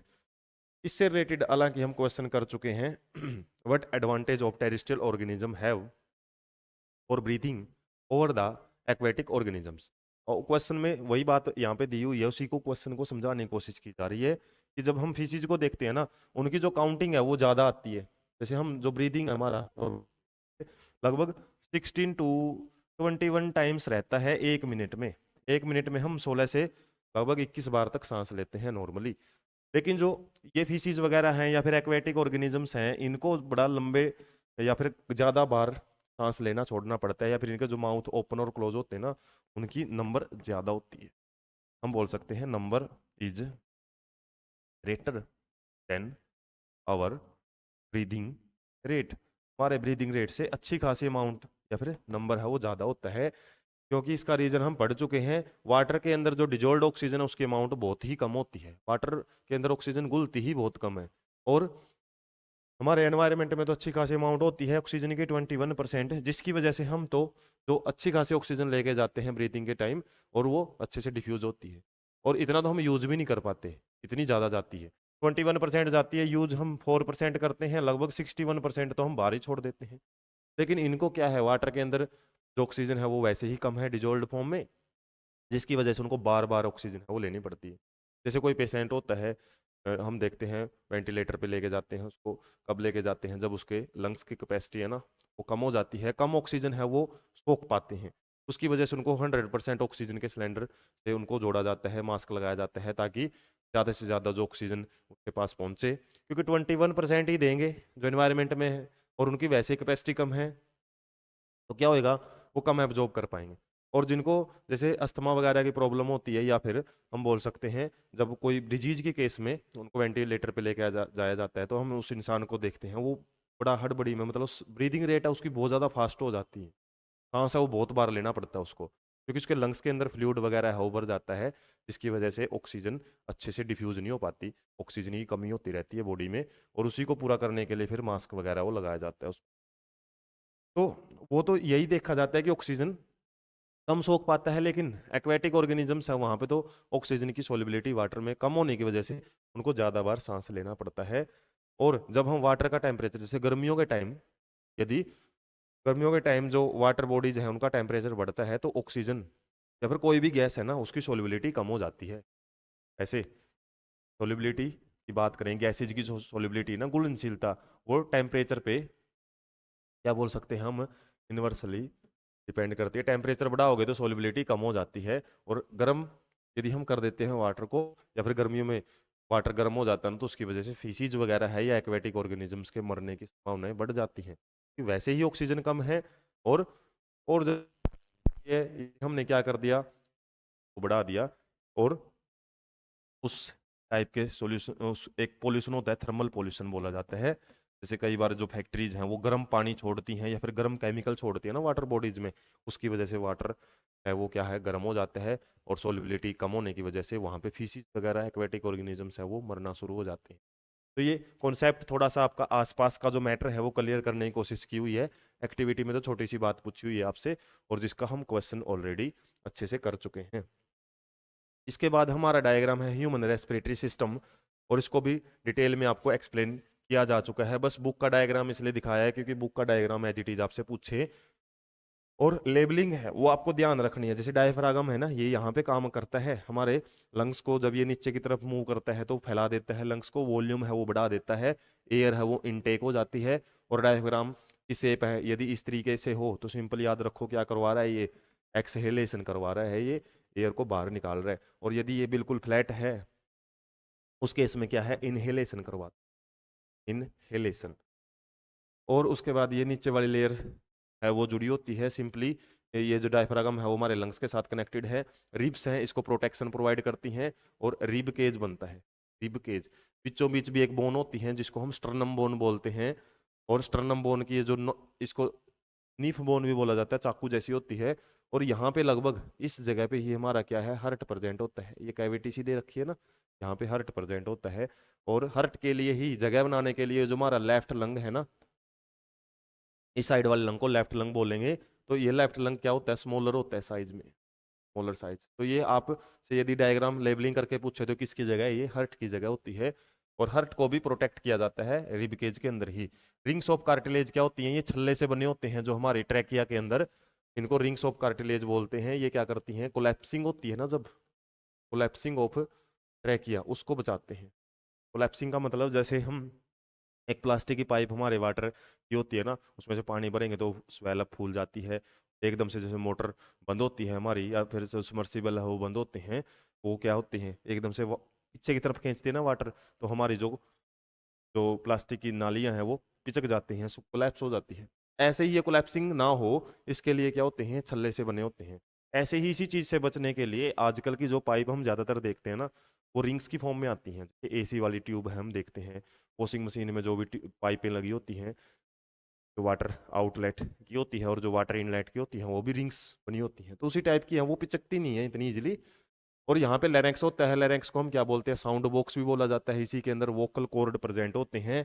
इसी की उभरी हुई स्ट्रक्चर को हम एडम्स एप्पल भी बोलते हैं, एडम्स एप्पल, साइंटिस्ट के नाम के बेस पे एडम्स एप्पल बोला जाता है। फेरेंक्स क्या है, कॉमन चैम्बर होता है। और इस फेरेंक्स के बाद ही एक साइड किसकी चली जाती है, सिंपली ट्रैकिया की, और एक जो रास्ता है वो किसकी तरफ चलता है, फूड पाइप की तरफ। उसके बाद माउथ कैविटी है, यहाँ पे नेजल कैविटी है, और नेजल कैविटी के जो ओपनिंग है उसको हम नोस्ट्रिल भी बोलते हैं, नोस्ट्रिल। के बाद यहाँ पे ब्रांचिंग वगैरह होती है, और जब हमारी ट्रैकिया है सबसे पहली ट्यूब में कन्वर्ट होती है उसको हम प्राइमरी ब्रोंकाई बोलते हैं। उसके बाद जब ये ब्रोंकाई आगे डिवाइड हो जाती है उसको सेकेंडरी ब्रोंकाई बोलेंगे, इसको हम टर्सरी ब्रोंकाई बोलेंगे। कुछ ट्यूब्स लाइक स्ट्रक्चर होती हैं इस टाइप की, बारीक ट्यूब लाइक स्ट्रक्चर, इनको ब्रोंक्यूल्स बोला जाता है, ब्रोंक्यूल्स। हालांकि किसी ने नाम लिखा भी हुआ है। और ये ही है हमारे ब्रोंक्यूल्स, ये देख सकते हैं ये वाली है ना, ये रेस्पिरेटरी ब्रोंक्यूल्स है। और इसी के ऊपर ये बैलून लाइक जो स्ट्रक्चर्स लगी होती हैं, काफी सारी स्ट्रक्चर्स हैं बैलून लाइक आपको मिल जाएंगी, इन्हीं को हम एलोलाई बोलते हैं। इसी एलोलाई के क्या है, काफी सारी जो ब्लड कैपिलरीज हैं उन्हीं से होता है। जो एयर यहाँ पे आई है ना, एयर इस तरीके से होती हुई इन रास्तों से होती हुई यहाँ पे बढ़ती है, लास्ट में बैलून लाइक स्ट्रक्चर्स के पास जाती है। और दोनों डायग्राम एक जैसे ही हैं, बस यहाँ पे रिप्स दिखाई हुई है, यहाँ पे रिप्स को काट के दिखाया हुआ है, अंदर की स्ट्रक्चर दिखाई हुई है, इस साइड में बाहर की स्ट्रक्चर दिखाई हुई है। एक दोनों चीजें क्लियर की हुई है। कभी सोचो हमारे लंग्स अलग अलग होते हैं क्या? अलग अलग नहीं है, बस ये इनर व्यू है, ये आउट। और सिंपली यहाँ पे जो एल्वेलाई है, इसी के अंदर क्या होता है हमारा डिफ्यूजन ऑफ गैसेज होता है, diffusion of gases between blood and air, या फिर एनवायरमेंटल एयर। एनवायरमेंटल एयर यहीं तक पहुंचती है, या फिर हम बोल सकते हैं यहीं पे क्या है, एक्सटर्नल ब्रीदिंग होता है। एक्सटर्नल ब्रीदिंग किस जगह पे? एलोलाई के अंदर। तो ये डायग्राम में जो भी चीजें आपसे, और ये एलोलर सैक, सैक मतलब थैली लाइक स्ट्रक्चर, इसी को हम एलोलर सैक भी बोलते हैं। सैक मतलब थैली को बोला जाता है। इस तरीके से आप इस डायग्राम से रिलेटेड जो कॉन्सेप्ट है वो याद रख सकते हो। नेक्स्ट हम बढ़ लेते हैं आगे, एक्टिविटी 6.7 या फिर 5.7। विजिट ए हेल्थ केयर सेंटर। ये तो नॉर्मल एक आपसे डाटाबेस टाइप का क्वेश्चन है। वह अपनी लोकेलिटी में किसी हेल्थ सेंटर में जाओ और वहाँ पे आपको पता करना है नॉर्मल रेंज ऑफ हीमोग्लोबिन कितनी होती है ह्यूमन बींग्स में। तो नॉर्मल रेंज यदि बात करें हम 12 से लेके 16 ग्राम तक होती है, लगभग ग्राम में हम इसको मेजर करते हैं, और लगभग 1 लीटर ब्लड के अंदर। तो इस तरीके से 1 लीटर, या फिर हम टोटल बॉडी के अंदर ही मानते हैं कि 12 से 16 ग्राम लगभग, और 12 से 14 ग्राम फीमेल्स में होता है और 14 से 16 ग्राम मेल्स में। तो मेल्स में ब्लड की अमाउंट भी ज़्यादा होती है, हीमोग्लोबिन की ज़्यादा होती है, आरबीसी की भी मेल्स के अंदर ज़्यादा होती है। सिंपली वो क्या है, वो पार्सलिटी नहीं कर रखी है अब गॉड ने हमारे साथ कि भाई वहाँ पे भी फीमेल के साथ पक्षपात या फिर बायसनेस की हुई है।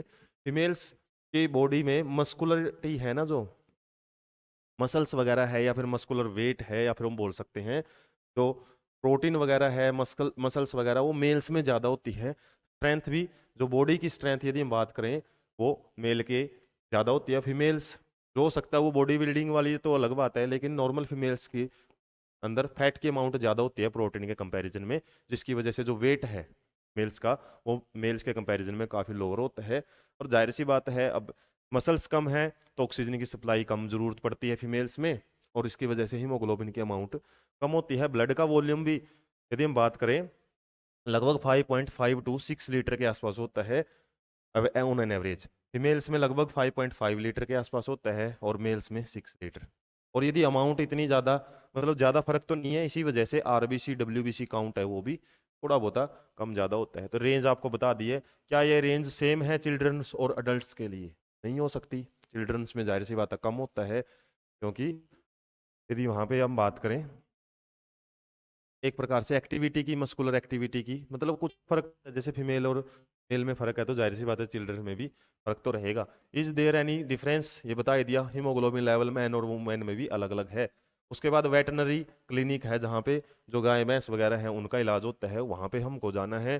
Find out what is the normal range of the haemoglobin in content. Buffalo और काऊ, काऊ के अंदर कितनी अमाउंट होती है, उनकी बॉडी ज़्यादा बड़ी होती है, और आपको इसको सर्च करके देख लेना है कि कितनी अमाउंट होती है। जाहिर सी बात है ह्यूमंस में हो सकता है उससे ज़्यादा ही मिले आपको। Is this content different in calves mails and females? जाहिर सी बात है उस ऑर्गेनिजम्स के काव्स होते हैं बछड़े, छोटे बच्चों में मेल्स और फीमेल्स में लेवल तो उनका भी अलग अलग ही मिलेगा। Compare the difference seen in male and female human beings and animals.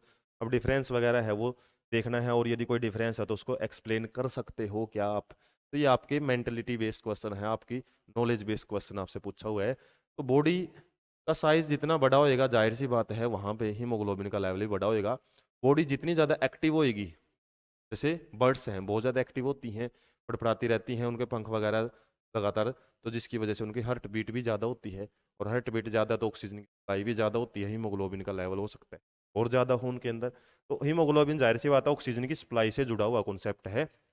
Body की एक्टिविटी, मस्कुलरिटी, जितनी ज़्यादा मसल्स हैं, मास वगैरह जितना ज़्यादा है, उस बेस पे हम बोल सकते हैं ज़्यादा हीमोग्लोबिन मिलता है। उसके बाद ये हर्ट का डायग्राम है, बड़ा इंपॉर्टेंट है और अच्छे ढंग से हम एक्सप्लेन कर चुके हैं। इसके आपको जो डायग्राम है और जो एरोज की डायरेक्शन है वो आपको समझाई जा चुकी है। हालांकि ये एरोज की डायरेक्शन है वो क्या शो करती है आपका, वैसे तो सेक्शनल व्यू टी बोल सकते हैं हम, ट्रांसवर्स। हालांकि ट्रांसवर्स सेक्शन की बात करते तो इस तरीके से कट होता, तो ये एक प्रकार से हम बोल सकते हैं एलएस है, लॉन्गिट्यूडिनल सेक्शन ज़्यादा करेक्ट रहेगा। और इसमें जो एरोज की डायरेक्शन है वो क्या शो करती है, डायरेक्शन ऑफ ब्लड या फिर वर्किंग ऑफ ह्यूमन हार्ट है वो शो करती हैं। और जो बताया था आपको, एक वेना कावा होती है जो लोअर बॉडी पार्ट से ब्लड लेके आती है, उसको तो हम बोलते हैं inferior vena cava.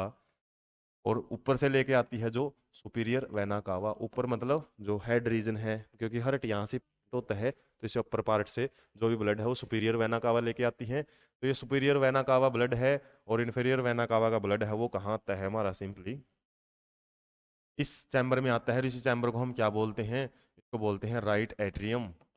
Right atrium से राइट वेंट्रिकल में आता है ट्राइकस्पिड वाल्व के जरिए। कुछ नाम है मैं लिख देता हूँ। ट्राइकस्पिड वाल्व होता है, तीन फ्लैप वाला वाल्व है, तीन प्रकार ढक्कन से होते हैं, तीनों जब बंद होते हैं तभी हमारा वाल्व बंद होता है।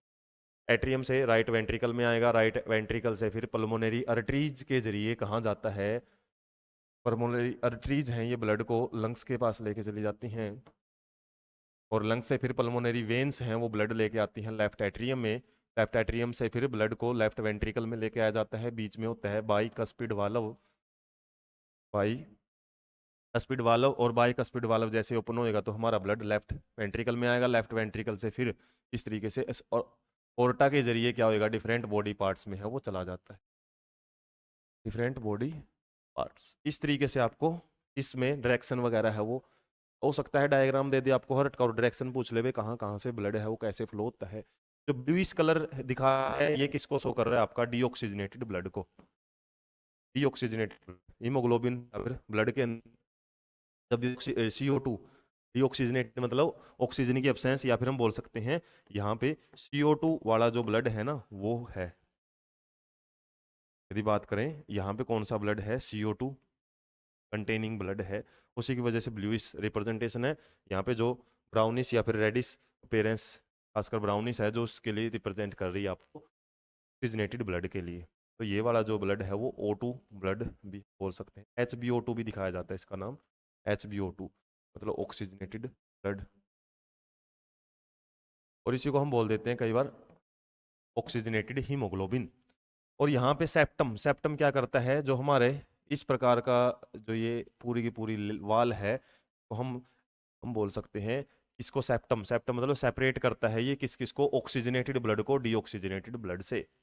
और यहाँ पे हम देख सकते हैं फोर चैम्बर्ड हर्ट है वो प्रेजेंट होता है, और फोर चैम्बर्ड हर्ट में ऑक्सीजनेटेड और डीऑक्सीजनेटेड ब्लड को सेपरेट किया रखा जाता है, सेपरेट ही रखा जाता है।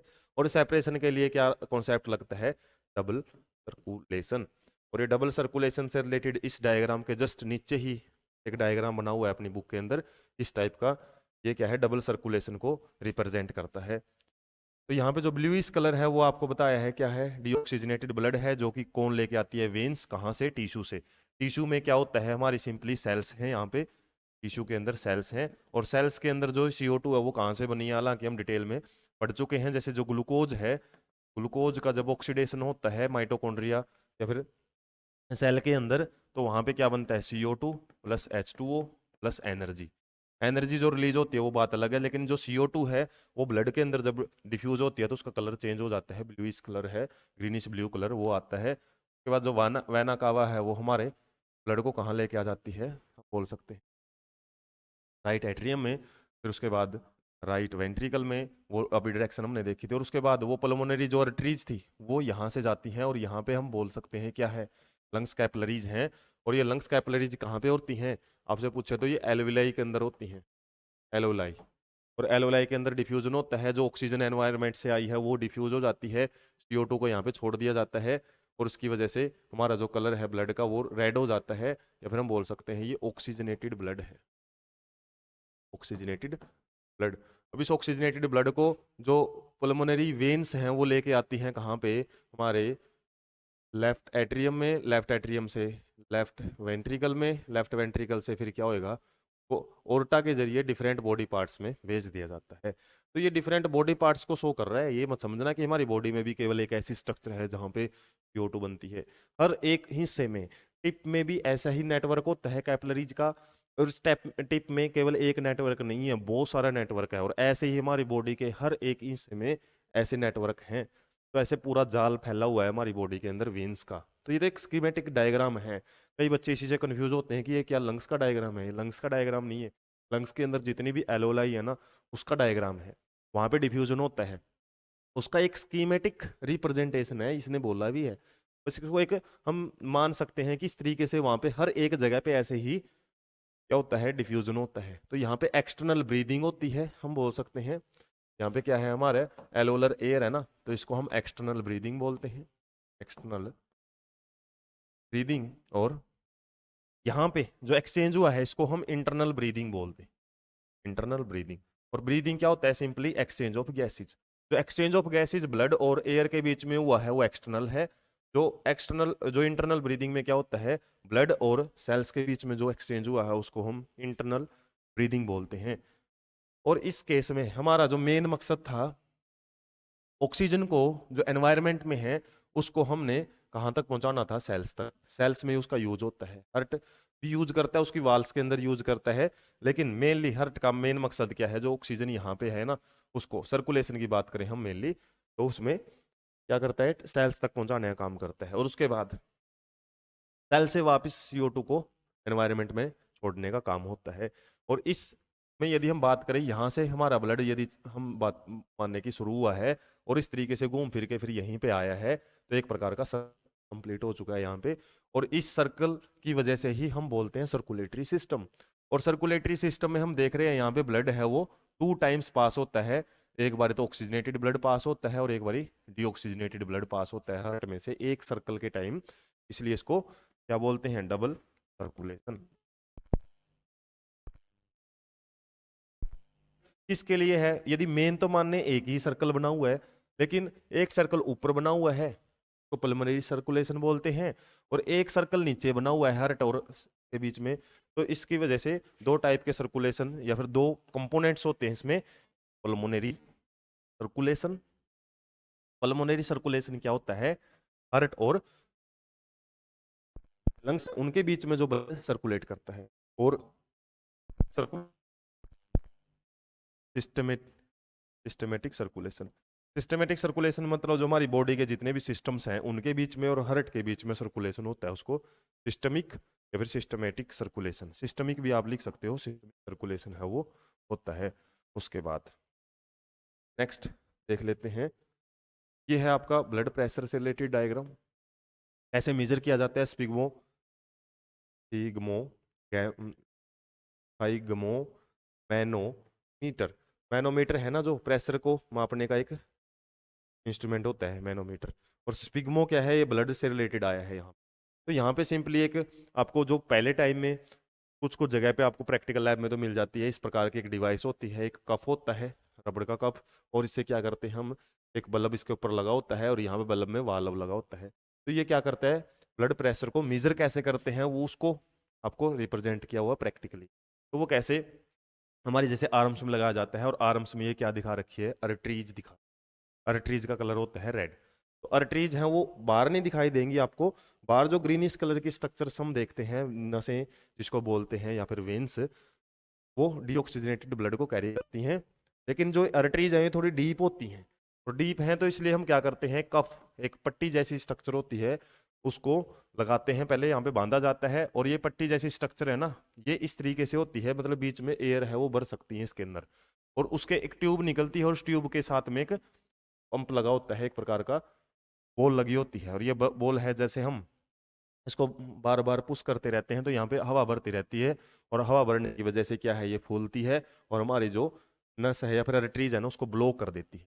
ब्लॉक करेगी तो जो ब्लड है वो नहीं फ्लो होएगा। तो यहाँ पे देख सकते हैं वाइटिस डायग्राम बना हुआ है। उसके बाद क्या करेंगे, इस में हम साथ में ही एक पाइप और एक ट्यूब और लगी निकली होती है इससे ही, कप से ही। और यहाँ से क्या है, हम प्रेशर की जो रीडिंग है वो माप सकते हैं। तो शुरुआत में तो हम क्या करेंगे, इसको पुश करते रहेंगे और यहाँ पे रीडिंग देखते रहेंगे। रीडिंग को एक बार तो हमने बढ़ा देना है, रीडिंग कितनी लेके जानी है। उसके बाद क्या करेंगे, इस वाल्व, ये वाल्व होता है ना, आराम आराम से इसको खोलेंगे तो क्या होएगा, ये जो एयर थी इसके अंदर, जो प्रेशर था वो आराम आराम से लीक होना शुरू हो जाएगा। और उसको आराम आराम से रखना है। और साथ में हमने क्या करना है, एक स्टेथोस्कोप लगाना है। कहाँ पे, यहाँ पे लगाया हुआ है जो आपकी लगभग इस टाइप से जो आर्म्स है ना, तो यहाँ पे लगा के हमने क्या करना है, साउंड सुननी। और आराम आराम से इसको वाल्व को खोलना है और फिर क्या करना है, साउंड को सुनना शुरू करना है। और आप क्या देखोगे 120 पे जब ये रीडिंग आ जाती है ना, प्रेशर मापने वाले जो इंस्ट्रूमेंट की, तो वहां पे अपने को एक साउंड सुननी शुरू हो जाती है। साउंड ऑडिबल इन स्टेथोस्कोप, साउंड हो जाएगी, जैसे हार्ट बीट करता है ना, ऐसे ही साउंड्स फ्लो होना शुरू हो जाती हैं। उसके बाद यदि हम इसको वाल्व को और ज्यादा आराम आराम से खोलते रहेंगे, जाहिर सी बात है क्या होएगा, ये प्रेशर और ज्यादा कम होएगा। तो एक जो हम 80 पे आके देखेंगे ना, तो वहां पे क्या है, साउंड्स है वो आनी बंद हो जाती हैं।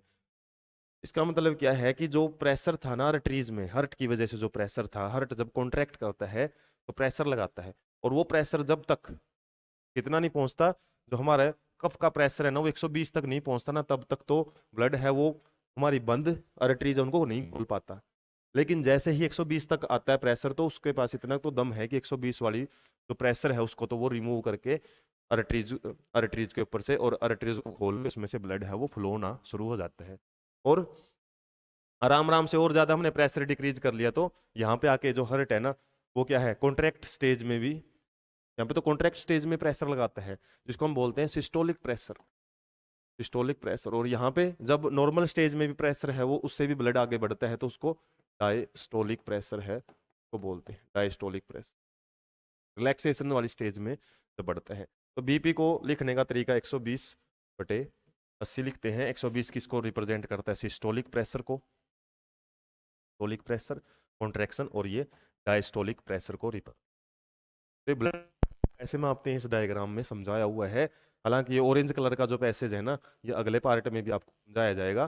तो वहां पे क्या क्या टाइप होता है ब्लड प्रेशर, क्या होता है, इसकी हम लगभग इस चैप्टर में दूसरी तीसरी बारी डिटेल है वो डिस्कस करेंगे। तो बार बार डिस्कशन किया जाएगा, और यहाँ पे आपको ये रीडिंग है ये ध्यान रखनी है, कलर वगैरह हैं वो ध्यान रखने हैं। इस डायग्राम में आपको कहना क्या चाह रहा है, एक भी चीज आपको छोड़नी नहीं है कि इसका मतलब क्या है। कफ इसके बारे में आया था, ये जो पट्टी सी लगाई जाती है उसको कफ बोलते हैं। स्टेथोस्कोप से हम सिंपली साउंड है वो सुनते हैं। तो डायग्राम अच्छे से ऑब्जर्व करने का होता है कि ये डायग्राम में इसका मतलब क्या है, कि व्हाइटिश कलर का क्या मतलब है, ब्लड यहाँ पे नहीं फ्लो हो रहा, यहाँ पे ब्लड स्टार्ट फ्लो ना स्टार्ट हुआ है, और यहाँ पे अच्छे से फ्लो हो रहा है। तो ऐसे आपको डायग्राम को डीपली स्टडी करना होता है। अब एक डायग्राम हमारी बुक में ये भी दिया है, इसको तो आप कई बार वैसे ही समझते हो, वैसे ही दे रखा है। ये बड़ा इंपॉर्टेंट डायग्राम है, और ये किससे रिलेटेड आपको शो कर रहा है, ये सिंपली ट्रांसपोर्ट ऑफ वाटर को समझा रहा है। ट्रांसपोर्ट ऑफ वाटर, और ट्रांसपोर्ट ऑफ वाटर या मूवमेंट ऑफ वाटर किससे होती है, जाइलम से।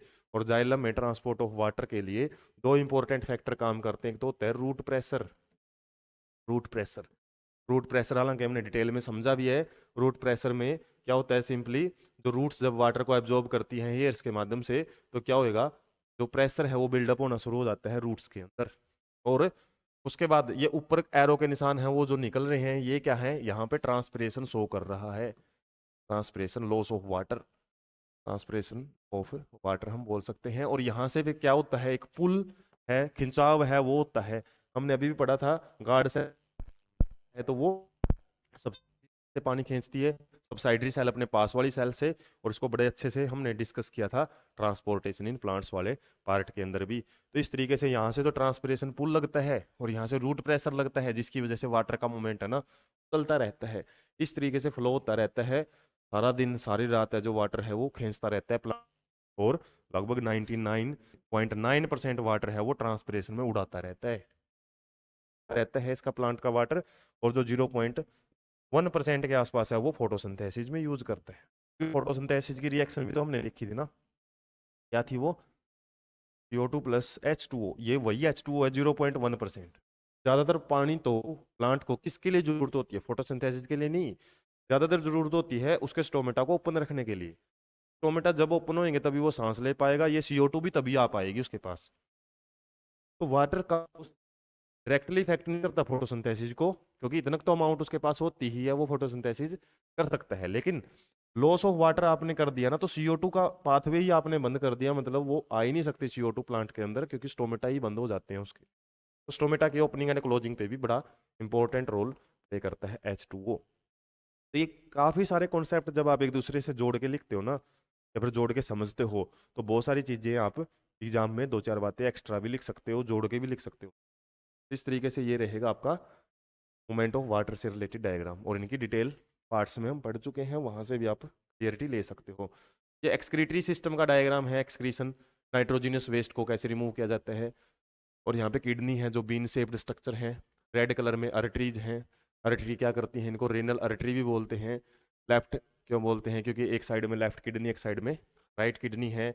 और ये कहाँ पे प्रेजेंट होती है, हमारी एब्डोमिन रीजन में, एब्डोमिन रीजन में प्रेजेंट होती है, डोर्सल साइड में होती हैं, पीठ वाली साइड में प्रेजेंट होती है। और यहाँ से जो ब्लू कलर है ये आपकी क्या है, वेन है, वेन, रेनल वेन इसको बोला जाता है। वेन्स के भी दो हिस्से होते हैं, एक लेफ्ट रेनल वेन, एक राइट रेनल वेन। और ये राइट किडनी हम बोल सकते हैं, राइट किडनी ब्लड को लेके आया जाता है अर्टरीज से। ऑक्सीजनेटेड ब्लड है, दो काम करेगा ऑक्सीजनेटेड ब्लड, अब करेगा किडनी की सेल्स को ऑक्सीजन दे के चला जाएगा यहाँ पे।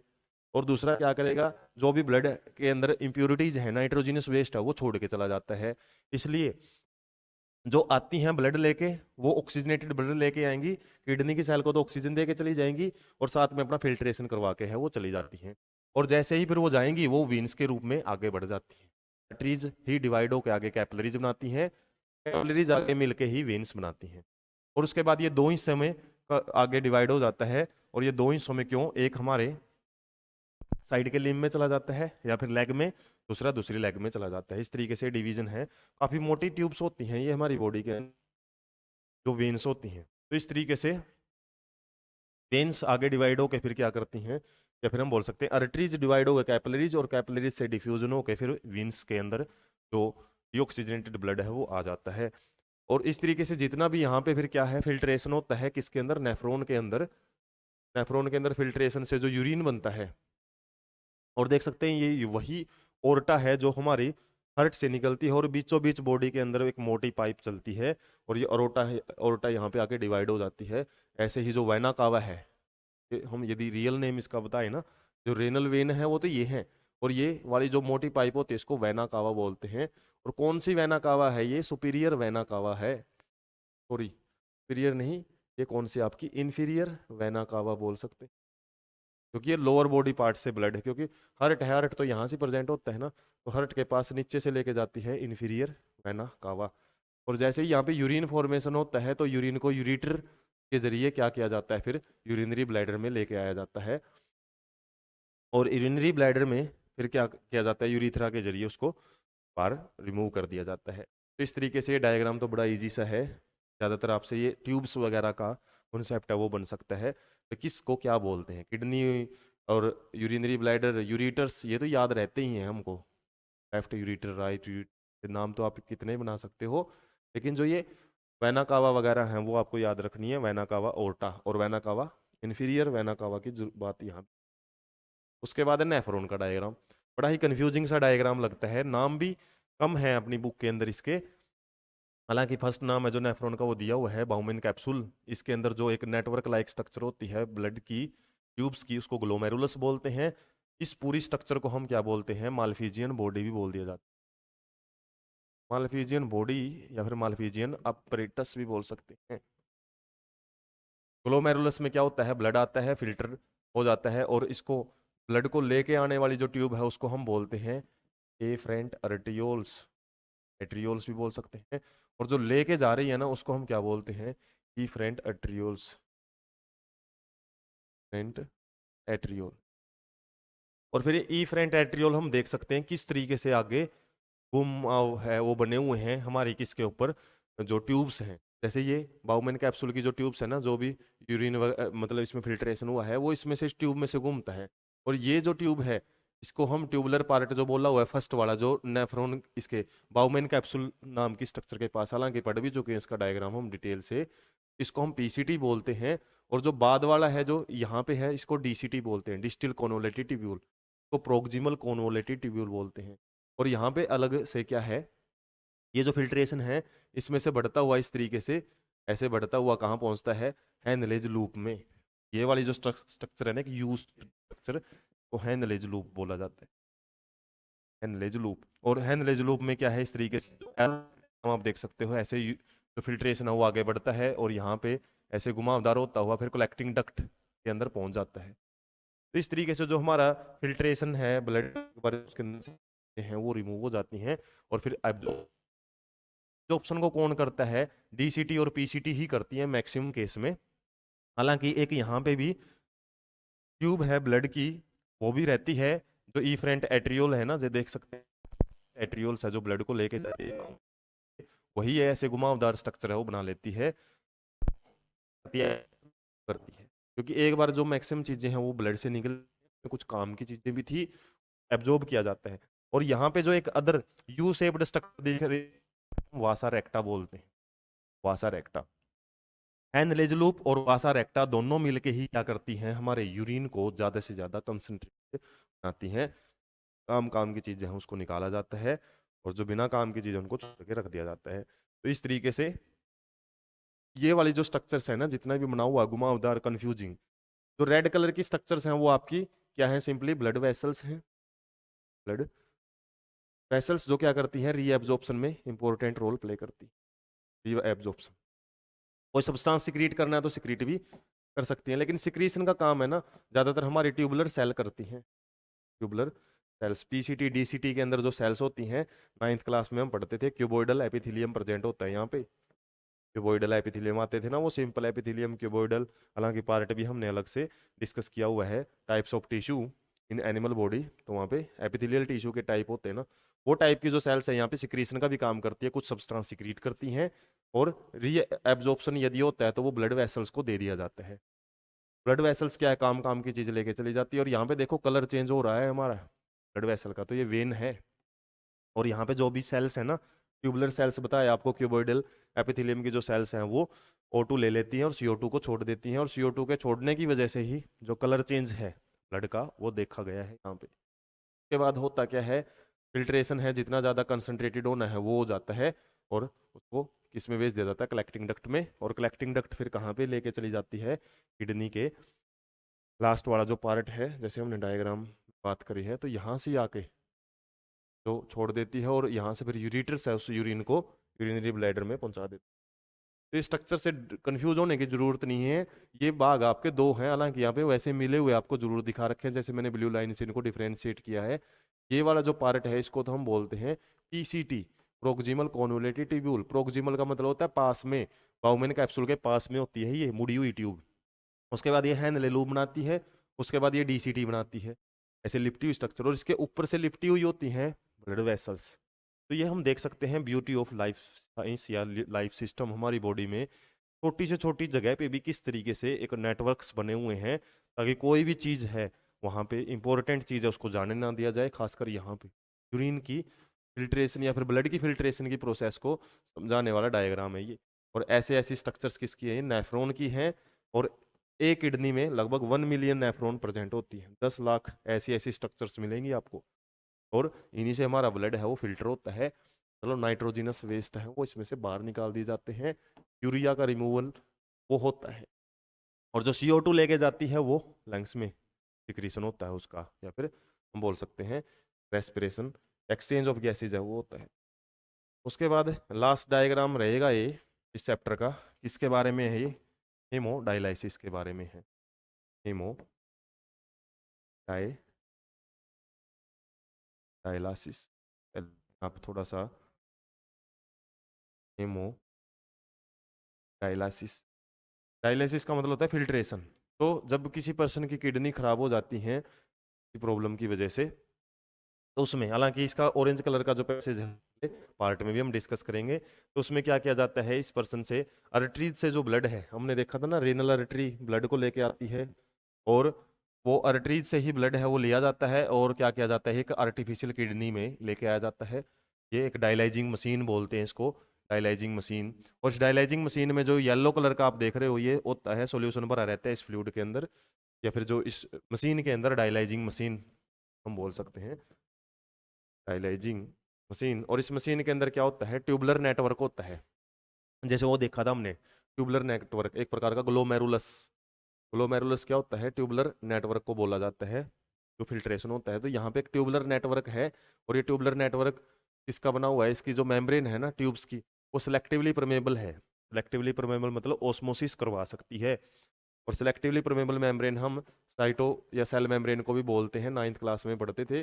बड़ा ही इंपॉर्टेंट रोल रहता है किस सब्सटेंस को पार छोड़ना है, किसको रोक के रखना है, उसके लिए बड़ा इंपॉर्टेंट रोल होता है इसका। तो जो ब्लड आता है यहाँ पे आर्टरीज से, उसमें से यूरिया वगैरह है ना, वो तो इस येलो कलर के सब्सटेंस में या फिर फ्लूइड में चला जाता है, क्योंकि जो येलो कलर का जो फ्लूइड होता है ना, डायलाइजिंग फ्लूइड या फिर सॉल्यूशन, इसकी सेम कंसंट्रेशन होती है ब्लड के जैसी ही, same concentration that of blood, blood की कंसंट्रेशन जैसी ही होती है। लेकिन खास बात क्या होती है, इसके अंदर यूरिया नहीं होता, लैक ऑफ यूरिया हम बोल सकते हैं। हमारे ब्लड में यूरिया बनता रहता है, हमारी बॉडी में तो ब्लड में होता है, तो यूरिया है ना वो इस फ्लूइड के अंदर आ जाता है। और देख सकते हो जो हमारा रेड कलर की लाइनिंग है ना, वो ब्लड की डायरेक्शन शो कर रही है, मतलब ब्लड है ना इस मशीन में ट्यूब से बाहर नहीं निकलता है, इस ट्यूब में जाता रहता है, घूमता रहता है, और इस ट्यूब से फिर बाहर निकलता है, तो उसको हम किस में भेज देते हैं, वेन्स के अंदर उसको सप्लाई किया जाता है। और एक पंप लगा दिया जाता है ताकि हमारे हार्ट के ऊपर एक्स्ट्रा प्रेशर ना पड़े, सिंपली क्या उसके हमारा जो जो बाहर का जो सर्कुलेशन है ना वो इजिली हो सके। और जो एक साइड से इसके अंदर फ्रेश डायलाइजिंग सॉल्यूशन है वो छोड़ा जाता है इस मशीन के अंदर, और दूसरी साइड से यूज्ड डायलाइजिंग सॉल्यूशन है उसको निकाल लिया जाता है।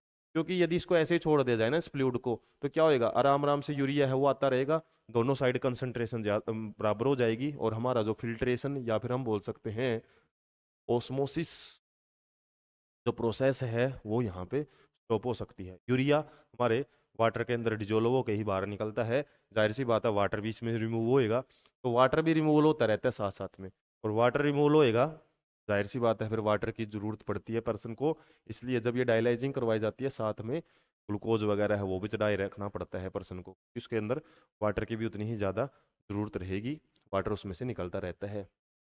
और इसमें ऑरेंज कलर के पैसेज में पढ़ेंगे, और लगभग हमारी जो किडनी है 180 लीटर फिल्ट्रेट बनाती है, 180 लीटर में से लगभग 178.5 लीटर है जो फिल्ट्रेट उसको दोबारा रीएब्जॉर्ब कर लिया जाता है। रीएब्जॉर्ब का ये जो डायग्राम दिखाया था ना, ये ट्यूबुलर नेटवर्क, ये रीएब्जॉर्प्शन के लिए था, तो रीएब्जॉर्प्शन का कितना इंपॉर्टेंट रोल है। वैसे तो 180 लीटर यूरिन बन सकता है हमारी बॉडी में डेली, लेकिन इस रीएब्जॉर्प्शन की वजह से बनता कितना है, 1.5 लीटर, 1 से 2 लीटर तक ही यूरिन है वो बन पाता है, मैक्सिमम अमाउंट है ना वो रीएब्जॉर्ब कर ली जाती है। अब इस केस में तो रीएब्जॉर्प्शन के लिए कोई ट्यूब्स है ही नहीं है, यहाँ पे अलग से कोई नेटवर्क नहीं है जो रीएब्जॉर्प्शन कर सके। इस केस में तो काफ़ी सारी अमाउंट है ना हमारे वाटर की भी लॉस हो जाती है, इसलिए वाटर की सप्लाई की भी बनाए रखनी पड़ती है इस केस में। एक प्रकार का टेम्परेरी सॉल्यूशन होता है जिन पर्सन की किडनी खराब हो जाती हैं, इसके अलावा उनका परमानेंट क्योर तो क्या है कि उनको आर्टिफिशियल किडनी के अलावा एक नेचुरल जो किडनी है किसी पर्सन से, किसी डोनर से मिल जाए, और वो ट्रांसप्लांट करके कि उसको बचाया जा सके। अपनी बुक में कई बार नाम भी आ जाता है, बून और kidney failure patients, kidney failure patients, kidney failure patients के लिए हीमोडायलिसिस या फिर आर्टिफिशियल किडनी किसी बून बून मतलब वरदान से कम नहीं है। एक प्रकार से उनकी हम लाइफ को कुछ टाइम तक मतलब मेंटेन रख सकते हैं, लेकिन परमानेंट सॉल्यूशन तो किडनी डोनर से ही हो सकता है। तो जब तक उसको किडनी डोनर नहीं मिलता तब तक ये डायलाइजिंग है वो करवानी पड़ती है, और काफ़ी लंबे टाइम तक, कई कई इंसानों में तो कई कई सालों तक भी ये डायलाइजिंग मशीन वो यूज की जाती है। तो हमारे बॉडी ऑर्गन का कोई सब्सटीट्यूशन नहीं है, ये याद रखो आप। एक बारी बॉडी ऑर्गन यदि डैमेज हो जाता है तो उसके लिए हमको पता नहीं क्या क्या प्रोसेस है, हमारी किडनी ऐसा ऐसा काम करती रहती हैं, हम सोते रहते हैं, किडनी में फिल्ट्रेशन चलता रहता है, लाखों रुपए का काम, तो फिर उसकी तो हम वैल्यू काउंट ही नहीं कर सकते कि कितने रुपए के काम है ना हमारे बॉडी ऑर्गन हमको करके देते हैं। बॉडी बड़ी ही प्राइसलेस है। लंग्स हैं वो इतना इंपॉर्टेंट काम करते हैं, गैसेस जो एक्सचेंज है, यदि ना हो लंग्स में डैमेज हो जाए तो हॉस्पिटल को पता नहीं कितनी बड़ी कीमत हमको चुकानी पड़ सकती है। ऑर्गन्स है ना, बॉडी ऑर्गन्स की यदि हम कीमत अच्छी अच्छी लगाएं नॉर्मल बेस पे, तो लगभग 350 करोड़ रुपए का हमारा पूरा शरीर बनता है। और वैसे तो इसकी कोई वैल्यू ही नहीं है, यदि 350 करोड़ रुपए इन्वेस्ट करके भी हम एक बॉडी क्रिएट कर सके ना, वो भी नहीं हो सकती, पॉसिबल नहीं है। तो हम वैसे ही प्रैक्टिकली यदि मानने की भाई कितना ऑर्गन कितने तक बिक सकता है या आता है, ऐसे बेचना नहीं है, वैसे ये हम मान सकते हैं कितना इम्पोर्टेंट हमारा हर एक सेल बड़ा ही इंपॉर्टेंट होता है बॉडी का। तो केयरिंग के लिए आपको जो लाइफ प्रोसेस समझाई जा रही है ना, ताकि आप फंक्शनिंग को समझो और अच्छे से बॉडी ऑर्गन्स की केयरिंग है वगैरह अच्छे से करो, ताकि वो डैमेज हो जाए तो उसकी आपको बहुत बड़ी कीमत है वो चुकानी पड़ सकती है। तो इस तरीके से हमने जितने भी डायग्राम्स हैं वो इस चैप्टर के अंदर स्टडी किए हैं लाइफ प्रोसेस में, और इसके बाद एक पार्ट और रहेगा, उसके बाद ये चैप्टर आपका टोटली हम मान सकते हैं क्लियर हो जाएगा। फर्दर कभी कोई पार्ट बनेगा, जैसे क्वेश्चंस किस टाइप के बनते हैं, इसके अलावा कैसे कैसे क्वेश्चंस इस चैप्टर से आ सकते हैं, एमसीक्यू वगैरह, या फिर प्रीवियस ईयर क्वेश्चंस कौन कौन से हैं, तो वो पार्ट हम बाद में ऐड कर देंगे। इसके अलावा ये चैप्टर में 9 और एक 10 पार्ट जरूर रहेगा। उसके बाद मान सकते हैं कि चैप्टर हमारा कंप्लीट। और बायोलॉजी के चैप्टर आपको इतनी ही डिटेल में फर्दर भी करवाए जाएंगे। इसके बाद फिर हम जैसे नेक्स्ट चैप्टर हैं वो भी पढ़ेंगे। और ऐसे ही इंटरेस्टिंग सेशंस के लिए, कॉन्सेप्चुअल स्टडी के लिए और डिटेल्ड नोट्स के लिए आप चैनल को सब्सक्राइब रखें और अपने दोस्तों के पास ज़्यादा से ज़्यादा वीडियो को शेयर करें। Thank you so much.